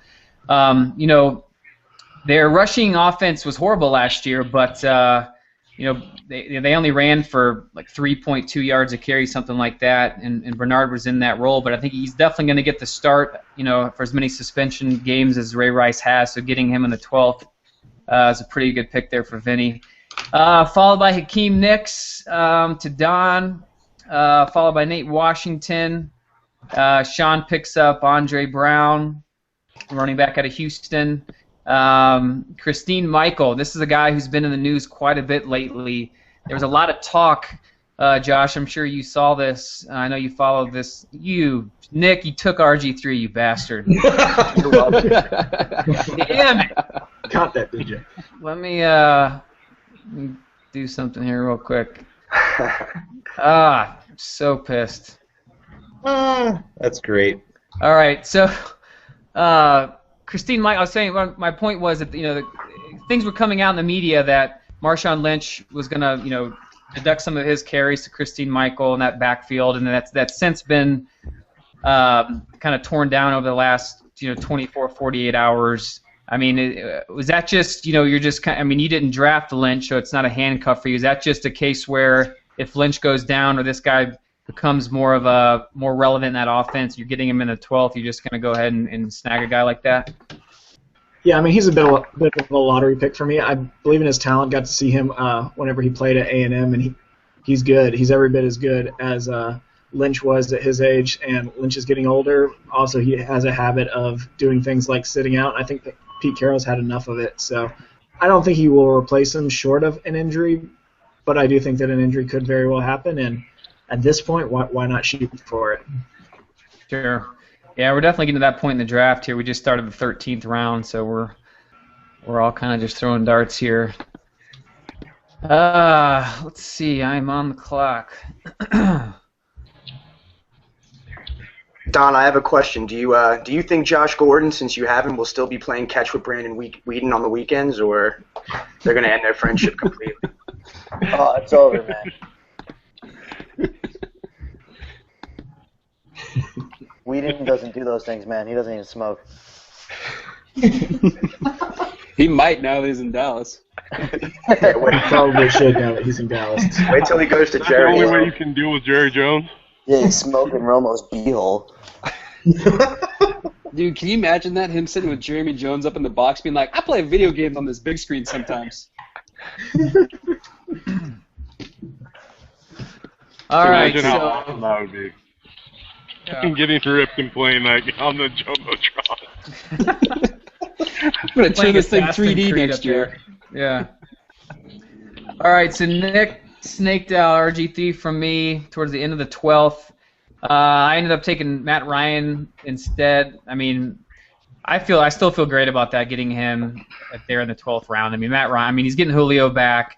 He's never, the last, I think, 4 years, he's never finished worse than 7th from a quarter. I mean, minus last year, granted, with all the injuries they had. He did, they do lose Tony Gonzalez, of course, but, getting Julio back is everything. The guy's going to be a top 10 quarterback for sure, getting him at 12th, so I'm not crying too hard about that.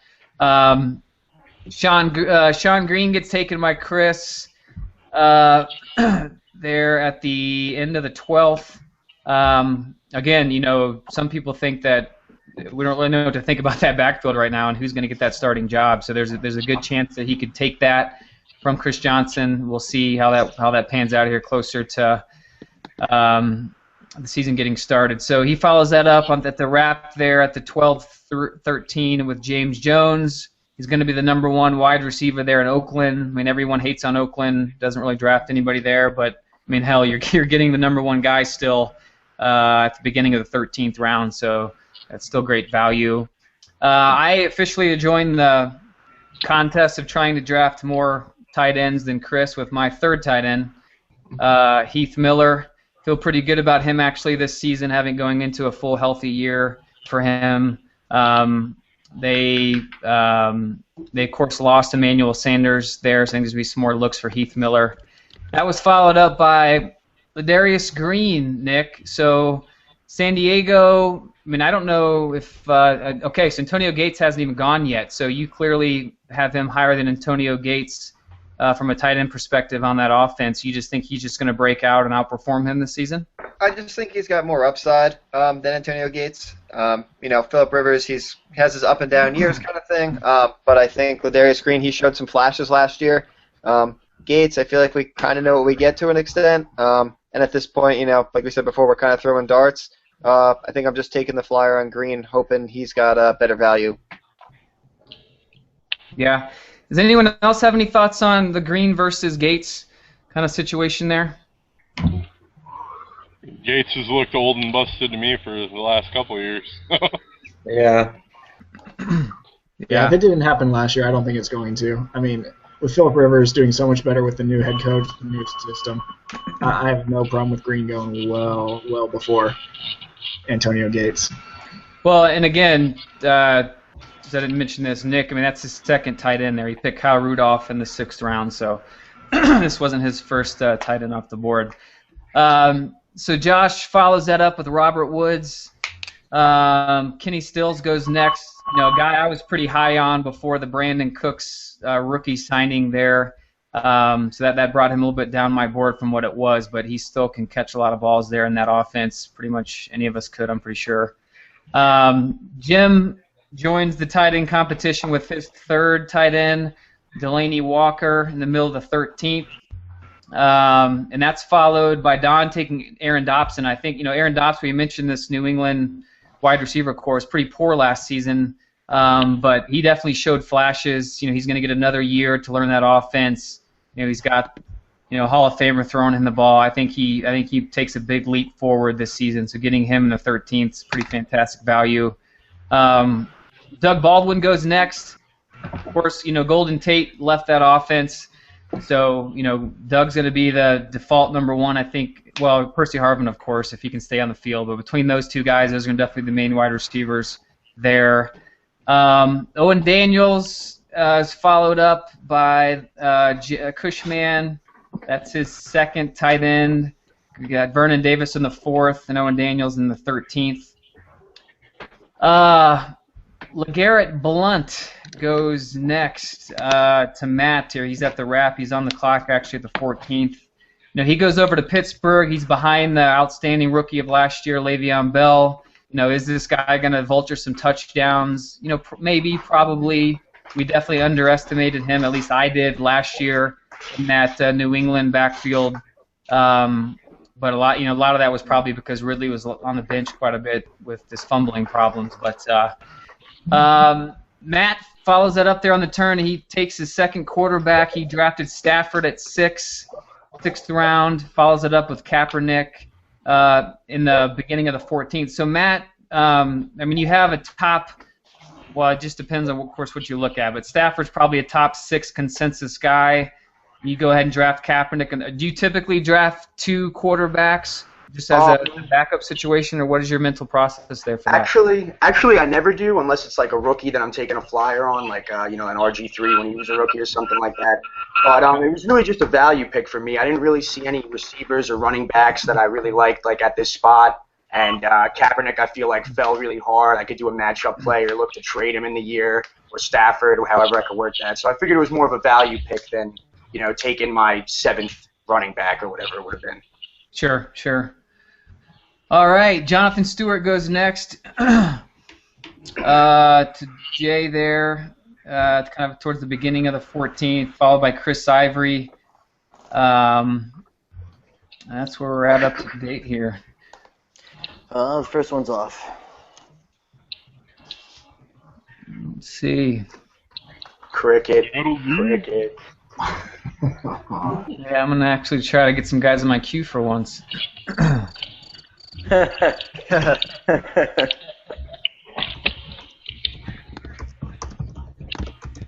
Jay, why don't you talk about the construction of your team? You're getting here. You only have 2 draft picks left. What do you think? How are you feeling about your team in general? Meh. It's all right. Why don't can you just go through it kind of pick by pick, just my wish is that I would have went a little wide receiver stronger earlier, but I was testing out the waters, trying to go some running backs that I knew would produce for me. Obviously we talked about the fact that I didn't get Matthew Stafford. I do think Rashad Jennings. I think I kind of got a little bit of steal there in the 8th. As long as he starts, I think he's going to be a good running back to have flex play for sure. And Owen Daniels in Baltimore is kind of interesting to me. The guy's a good tight end, but I don't know if Flacco can really deliver. I mean, he's Flacco. He sucks. So yeah. Apparently still has the strongest arm in the NFL. I'm not sure if I buy that anymore, because how many years can you say that consecutively? It doesn't make any sense. Man, you cannot spell Flacco without elite, all right? Come on, people. I just hope Deshaun Jackson does something. That's all there is to it. Trey Mason, second rookie running back off the board, Kamish. Yeah, taking a flyer. So let me ask you, Chiefs fans out there, which is namely Chris and Sean, what happened to? I know Kansas City's defense had some injuries. Actually, I think at least in our scoring league, they still finished the #1 defense, which was surprising because I thought it would have been Seattle. We don't have any funky scoring on that, but they did kind of fall off a little bit in the latter part of the year. What was the reasoning for that, and what do you think about them coming into this season? Well, to be honest, it's all about whether or not we can cover rub routes, because that's how every team exploited us for the second half of the season.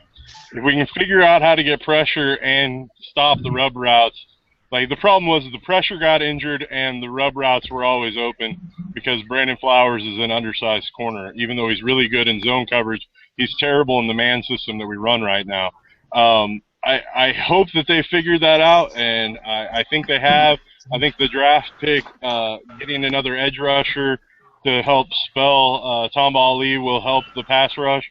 I think they're going to be improved, but the schedule got a lot tougher, so take that for what you will. Yeah. No, I had them several leagues last year. I was, of course, thrilled with their production for the majority of the season. So as Jay pointed out, I went ahead and took so the first defense, I guess I should point out, went towards the first third of the 14th round. The Seahawks, of course, by Don. The Jimmer picked up Cam.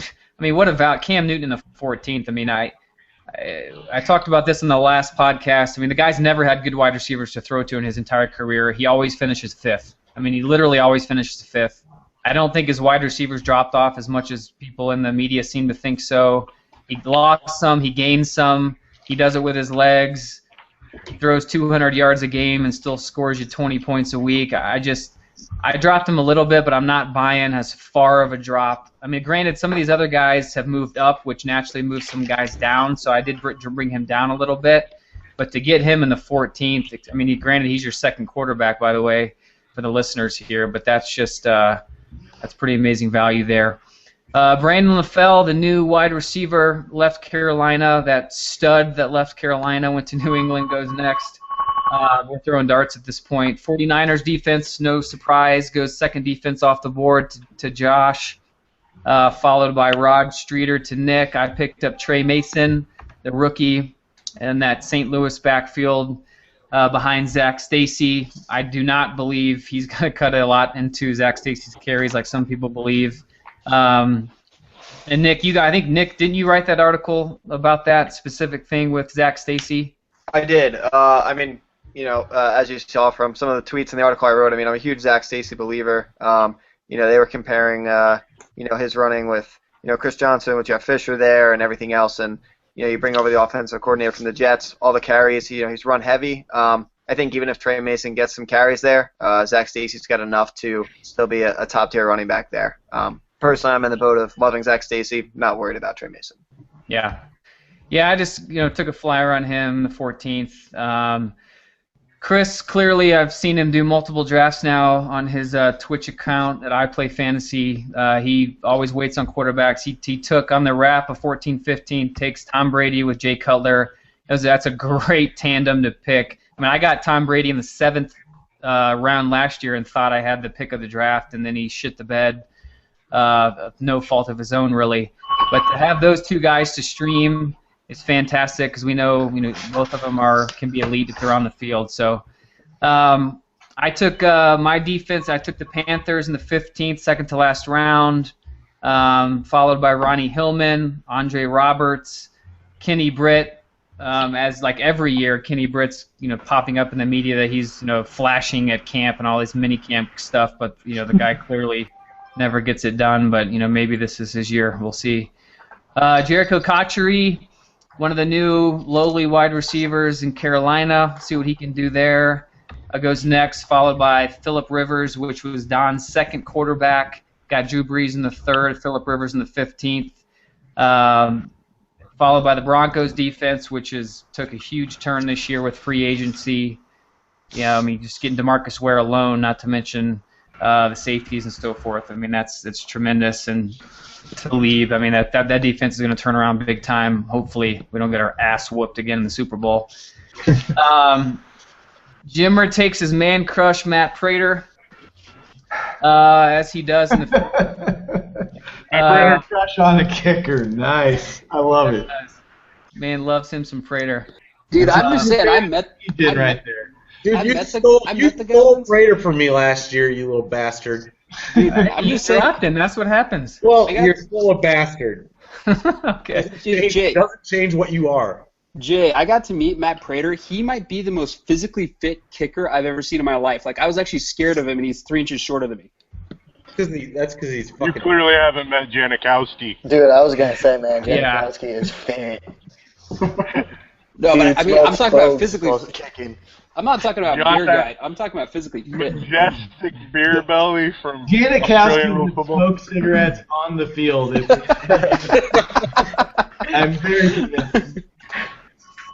Wouldn't that be the greatest field goal ever? Janikowski has a lucky strike hanging out of his mouth, like PBR in hand. Yeah, I kick ball, go through thing. Yeah, it worked well. Yeah. I'm drawing a blank, but who's the golfer that drinks and smokes? The guy who hits the John Daly. Yeah, that's exactly what he is. He's awesome. John Daly of football. Yeah, no question about it. So we're getting some defenses and kickers going. This is what typically happens in a and I'm going to have you talk about this, Chris. I mean, in non-high stakes leagues, which I have yet to do, I'm doing my first one this year, but typically people pick defenses and kickers towards the latter part. So we had the Cardinals defense go at the end of the 15th to Matt. He followed that up with his kicker. I'm not even going to give these guys the respect to say the kickers' names. So it's all kickers and defenses here. Devontae Freeman, another rookie running back, goes to Sean to Atlanta there. His last pick. He also did not select a defense or a kicker. And then Dwayne Allen, Indianapolis. The tight ends, man. What are you gonna do? He just picks another one. Gets the record. Gets the medal. Well done, Chris. So Chris, so talk me through. I mean, you're the big high stakes player here with all the experience from that perspective. So I mentioned that specifically at the beginning of the podcast that assume that waivers are going to be able to be run prior to week 1. So you're obviously going to have to drop 2 of these guys clearly in order to pick up a kicker and a defense because you're clearly not going to start without one. But do you always do this? And just talk us through the rationale behind it. Almost always. 99 times out of 100 I do. This league is actually a unique example of where, I would have been tempted if the Seahawks would have fallen back to me at the 14th, 15th there, on the theory that, of course, I have to play a kicker and a defense anyway, right? So I'm going to have to drop 2 of these players to start one. So once you get down to the 14th round of a 16-round draft, it's almost like, the Seahawks become the right choice rather than a guy I'm just going to drop for a defense much worse. But with that caveat, most drafts that I see, actually the Seahawks and the Niners and those types of defenses don't fall that far. A lot of times you will see them up in the 8th, 9th, 10th rounds. And so what ends up happening is, the high-powered defenses are going, and then when it comes down to those latter rounds, there's really no reason to take one because you're essentially presented with 2 options.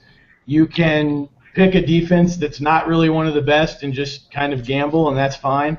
But I think what's more important in a league where you do have the opportunity to pick up defenses before week 1 is to go ahead and take that extra shot. I can tell you that, last year, in almost all the leagues I did, I had to draft kicker and defense, but in a few that didn't, those very late round picks, if you guys think back to last year, it was like a 15th round no Sean Moreno.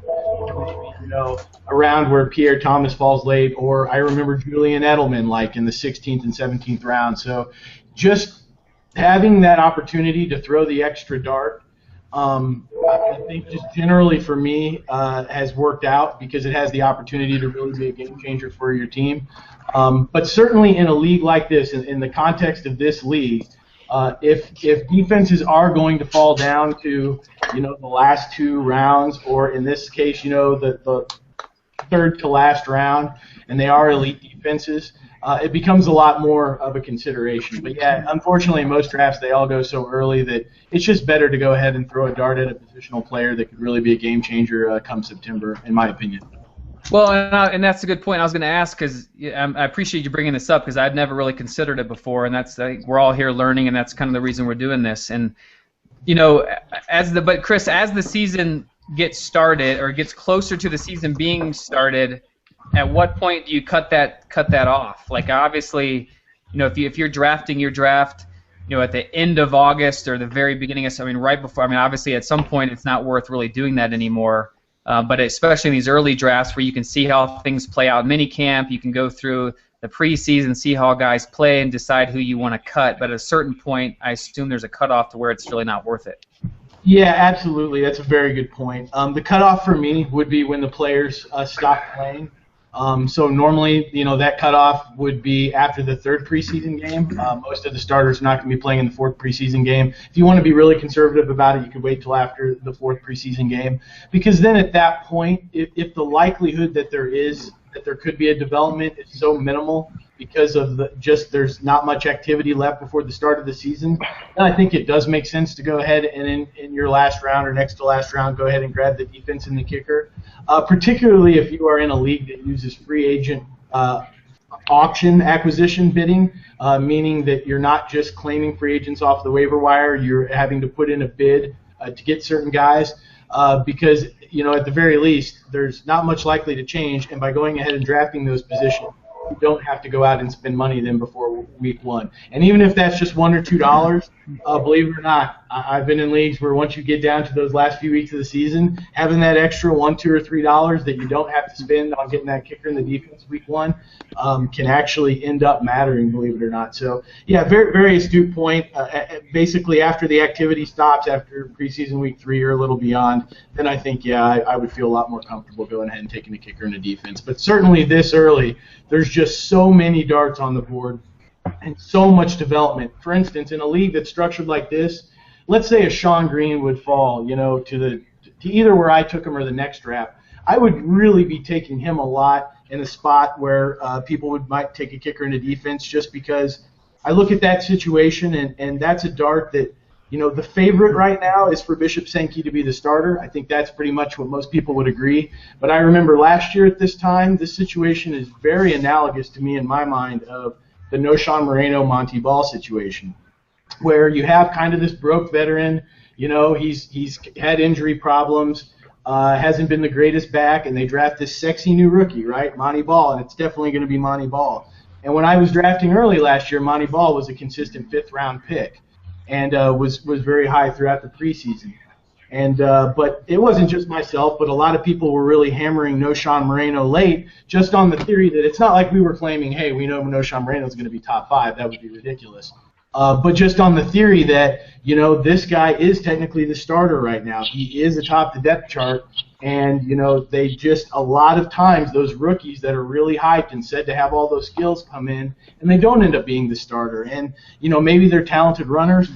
Maybe they can't pick up the blitz. A lot of times it's blocking and fumbling are really the 2 biggest factors that impact rookies. So I guess I just like this early in the season, a lot of veteran guys that maybe people are thinking might lose their job, go ahead and take the shot that they won't. Because on that same logic, for instance, I got a lot of Pierre Thomas late last year when people were riding the Mark Ingram train, and a ton of Noshawn Moreno last year in the Monty Ball hype. So using those late-round picks, all you have to do is hit on one of them. So if last year you would have hit on Pierre Thomas or Noshawn or Julian Edelman, all which were super late picks, those can literally win you a league, which would obviously be more valuable than going for a kicker in a defense. Sorry that was long-winded. I apologize. No. It's fantasy, I just kind of go. Well, we're all degenerates, so that's we appreciate that insight. So, guys, that was it for us. I just want to go through each of you real quickly. I'm going to kind of go over your team and just give me kind of the highlights. If you feel good about it, maybe something you would have done differently. We'll kind of go through this pretty quick. We're about at the hour-and-a-half mark or so. So, Chris, you were in the 1 hole. You ended up taking Jamal Charles. You followed that up with Julius Thomas and Gronkowski, 2 tight ends back-to-back. Roddy White, Andre Johnson, Ray Rice, Shane Vereen, Sanders, Reggie Wayne, Zach Ertz, Martellus Bennett, and so forth. You felt your 2 QBs there at the end were Brady and Cutler. So, in a vacuum here, how do you feel about your team? I guess I shouldn't say in a vacuum because you're theoretically competing against this 10-man group. So, how do you feel this went for you, and would you have done anything differently? I'd have to look at the board probably to really see if I would have done anything differently. Generally, I feel like it's solid, not spectacular team. I think competitive. But as I look across the board, what a lot of times I do is I look across the board and say, hey, am I a little bit stronger or weaker? But again, we're in a 10-team league tonight with a lot of guys that know what they're doing. So I think generally the team will be competitive and has the depth at all the positions to be able to last through a 14-week regular season. But yeah, I guess that's how I would describe it. It's don't hate it, and I'm not fist pumping like I'm going to win the league either. I'd say just maybe a competitive team. Okay.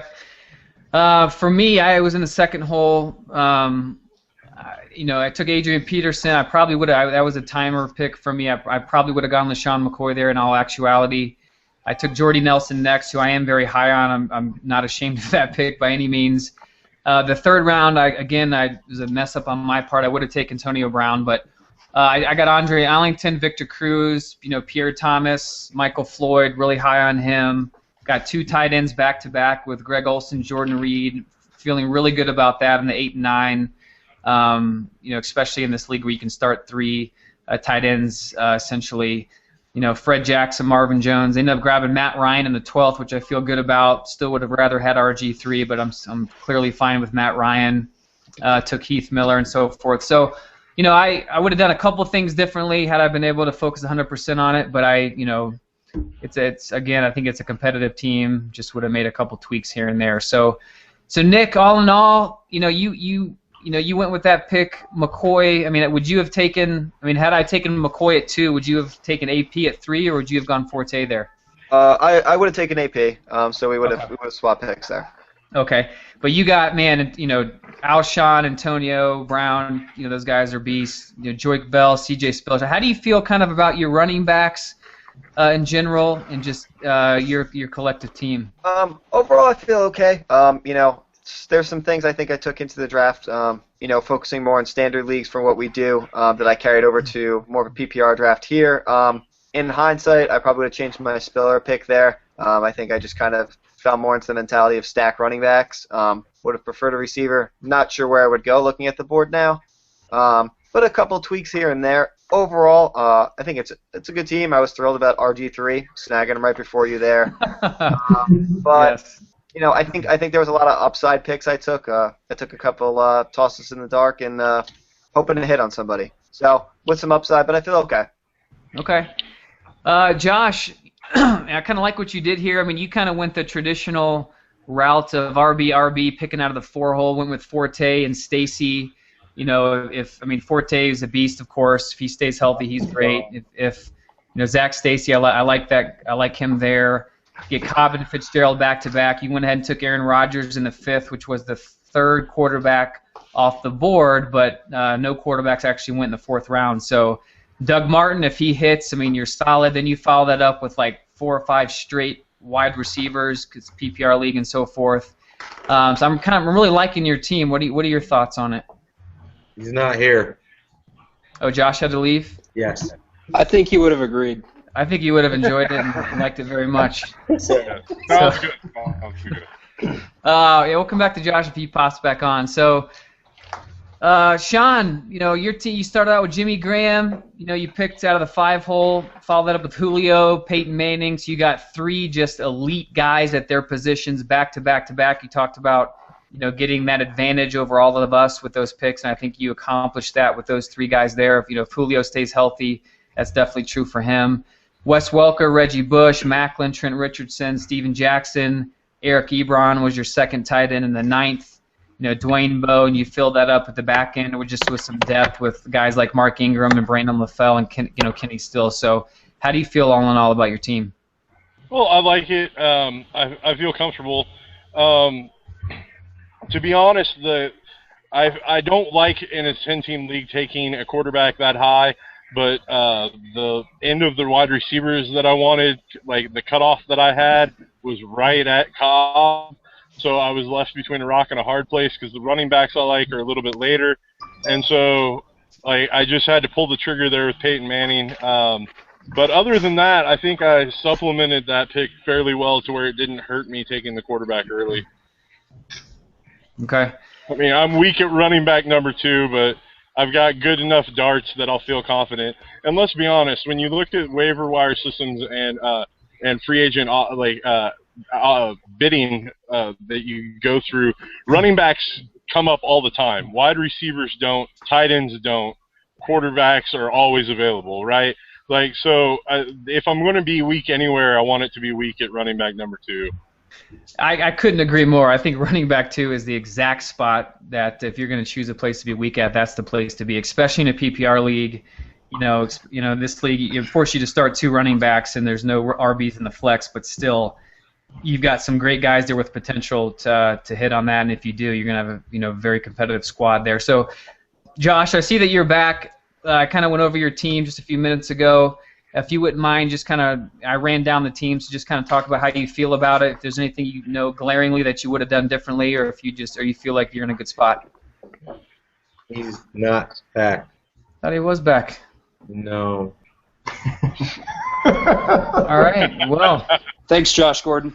I'm seeing everybody on the screen, so maybe that's on my end. All right. The Jimmer, take us through your squad. What do you think, man? Honestly, I went pretty heavy on high risk, high reward guys. Not gonna lie, there's a lot of safer picks I probably could have done. I don't like being in the drafting position I was in. I feel like I was just like right behind everything that I wanted to do, so that's kind of, hey, screw it, just kind of went for it. Obviously, Jordan Cameron might have been a bit of a reach even there. Michael Crabtree again, coming off a season where he basically didn't play until playoffs.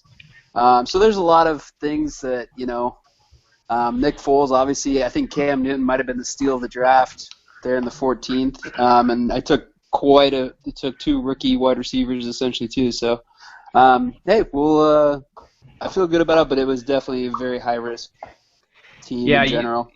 Your team is the definition of risk reward for sure. I mean, the thing is about it, and I think we all know this, but some of the just players who don't play all that much. I mean, yeah, he took Gio Bernard earlier than ADP for sure. But let's be honest, guys. I mean, the reality, if you're really high on a guy and you want to reach, I mean, he reached 1 round for him, given it was still picking him in the first, and a lot of us may disagree with that pick there.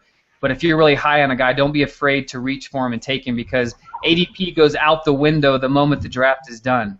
If these guys outplay their ADP or whatever, either direction, you have the guy that you wanted and you got him where you wanted and you felt comfortable taking him. So whether he would have come back to him to be able to pick him in round 2, maybe, maybe not, but he wanted him and he took him, and that's what it is. He has the risk-reward team that could pay off or not. We'll just kind of see how it goes. So Don, take us through your team real quick.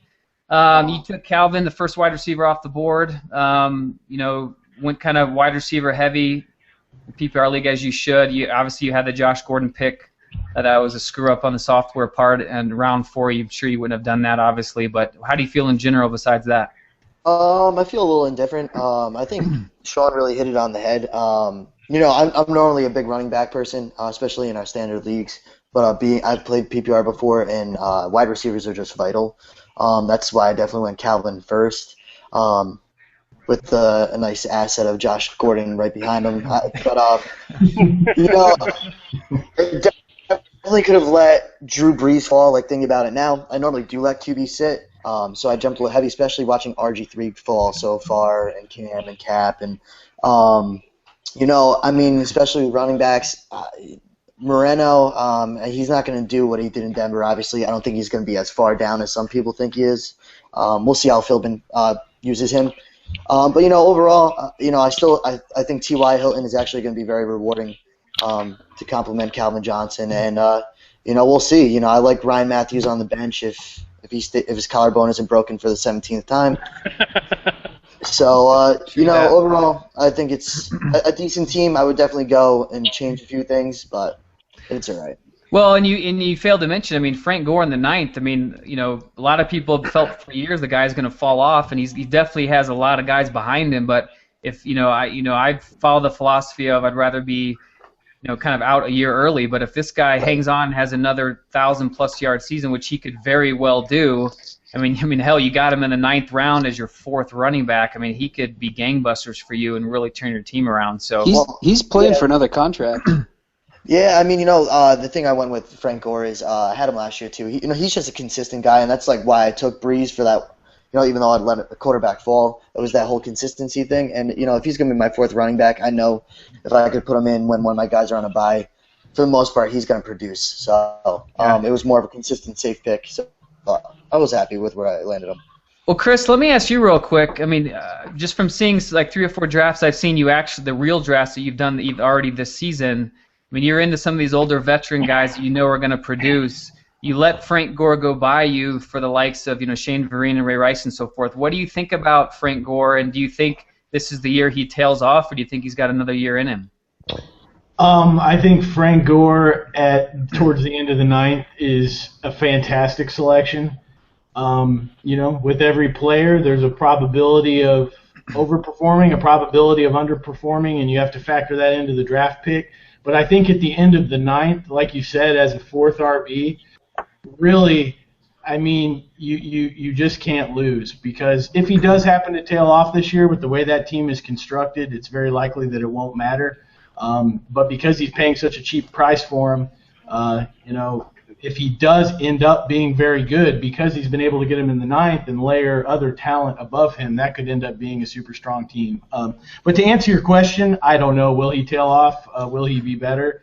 I don't know. Probably about the same if I had to guess. Okay.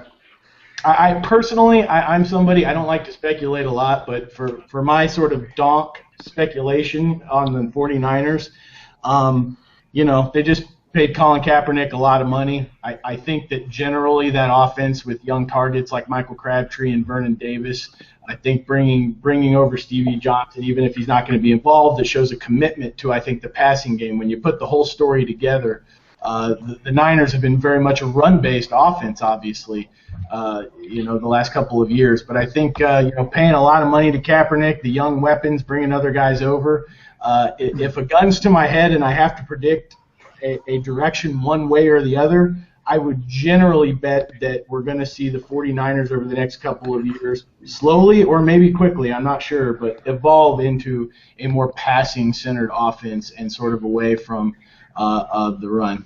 Pure speculation on my part, but just in regards to that pick, that type of analysis would come to mind, I guess. Okay, sure. Appreciate that. All right, so Vinny, you picked out of the 8th slot. I really like what you did here. I mean, obviously this is PPR. This is somewhat new to you in the PPR perspective, but so you went 3, stud wide receivers: AJ Green, Brandon Marshall, Vincent Jackson, and then I think fortunately for you, I mean, to get Arian Foster, Toby Gerhart, and Chris Johnson back to back there. It's a pretty solid running back crew, especially in this format where you only have to start 2. I think you have to feel pretty good about that, considering you went so wide receiver heavy to begin with. And then on top of that, you get Terrence Williams, a guy that I'm particularly pretty high on out of Dallas there in the 7th round.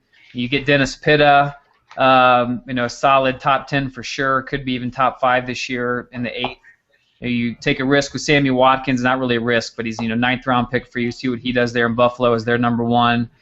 Tony Romo, again, considering how this flowed out, some people might consider that a reach for him with the guys that went behind him, the likes of RG3, Matt Ryan, and Cutler and Cam Newton and so forth. But again, if you're that high on a guy, you take the guy you want, where you think if you don't think he's going to make it back to you, be happy, be confident in your pick, and that's exactly what you did there. And you were right on the money. And they lost Sean Lee. I mean, when they lost their defense wasn't good last year as it was. When they lost Sean Lee, I mean, any 10 of us could get, probably 5.7 yards a carry on that defense. It was just horrendous. I mean, it was as bad as the Bears were. So, you got McFadden in the 11th. Followed it up with some depth. So, how do you feel in general about your team, kind of being PPR, somewhat new to that format?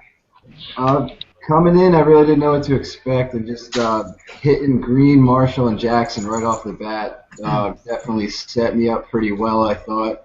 And then you hit the nail on the head with the Foster thing. I was incredibly fortunate for that to go down. So after I took Foster, I just figured I'd get a little risky with Gerhart and Johnson. I kind of regret the Johnson pick, but, what are you going to do? See if he gets involved. I mean, he could be a number 1. Let's see if 2K can come back. Taking Terrence Williams as my 4th dude, I just completely set on wide receiver at that point.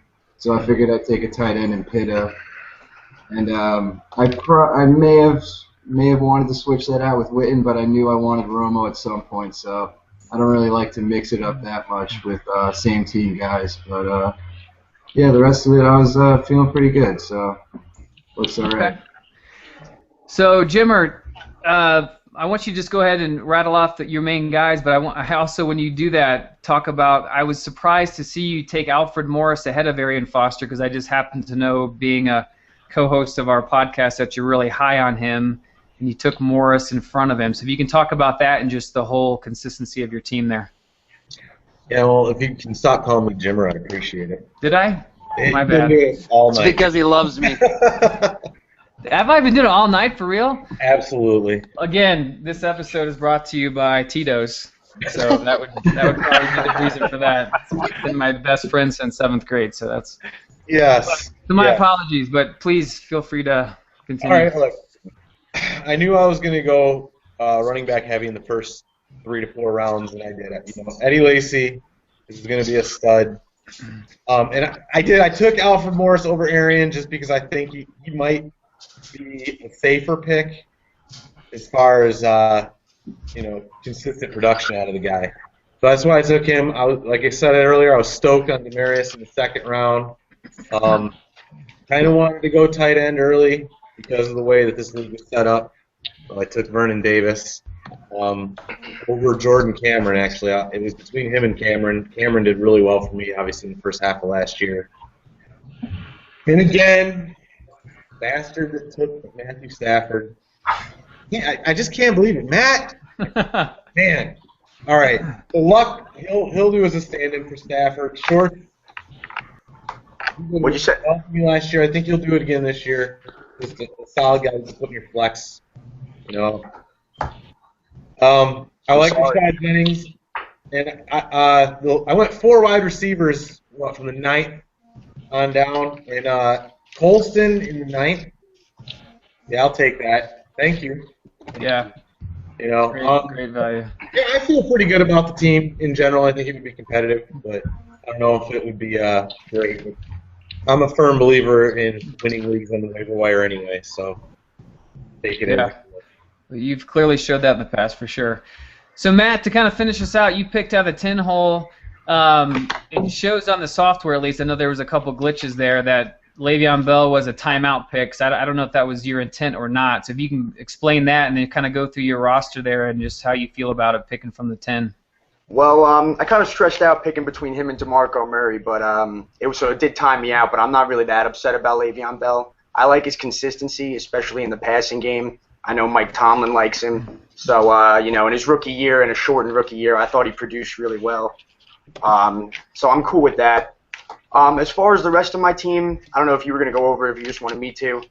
I like the depth that I have with, Jones Drew as my 4th running back and Julian Edelman in a PPR format as my 4th receiver.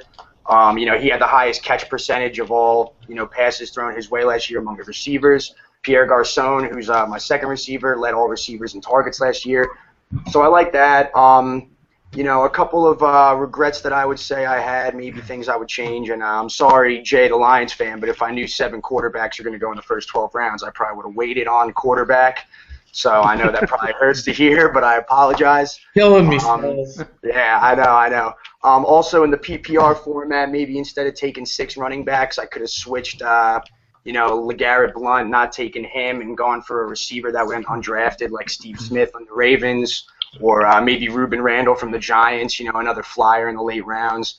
But other than that, I like my depth. I think I would have a competitive team in this league. I don't think it's the best, but I certainly think it's in upper level. So I'm happy with the 10th pick. Yeah, dude, I love your squad, honestly. A PPR perspective, I mean, it's a beast of a team. I mean, Lynch isn't known for, PPR RB, but hell, you got him in the 4th, and you've got so many guys.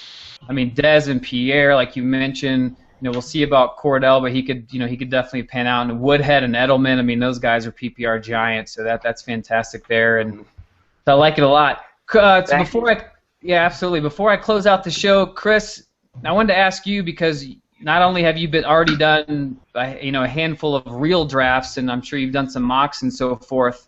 Just from adding this mock kind of to your repertoire, what is your sense this early in the off season here?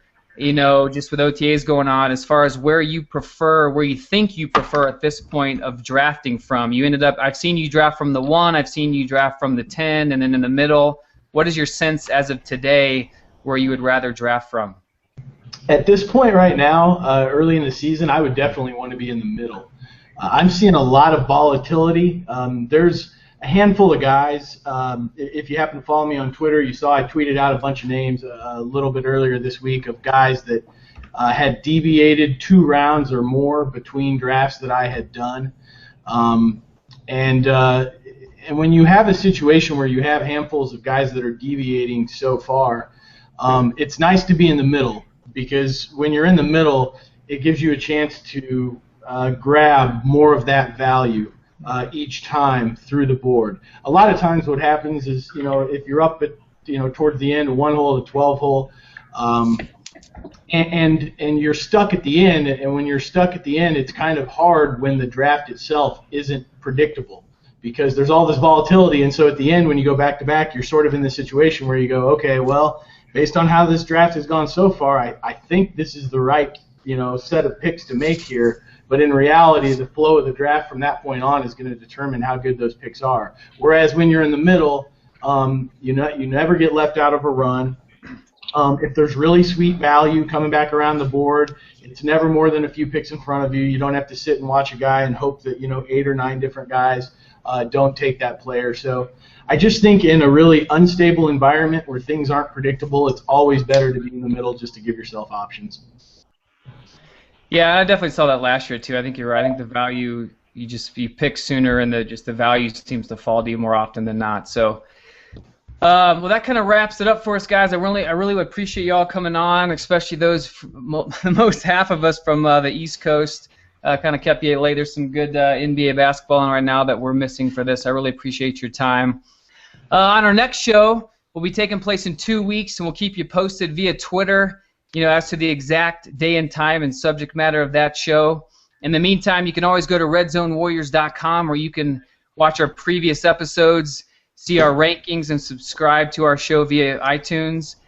Don't forget to follow us on Twitter and tweet us all your fantasy football questions at Red Zone Warriors. Also, please check out our friends Chris Branks. As you heard tonight, just fantastic information. He's at Twitch TV. At I Play Fantasy. He does live streams all the time. Also follow him on Twitter at the same I Play Fantasy.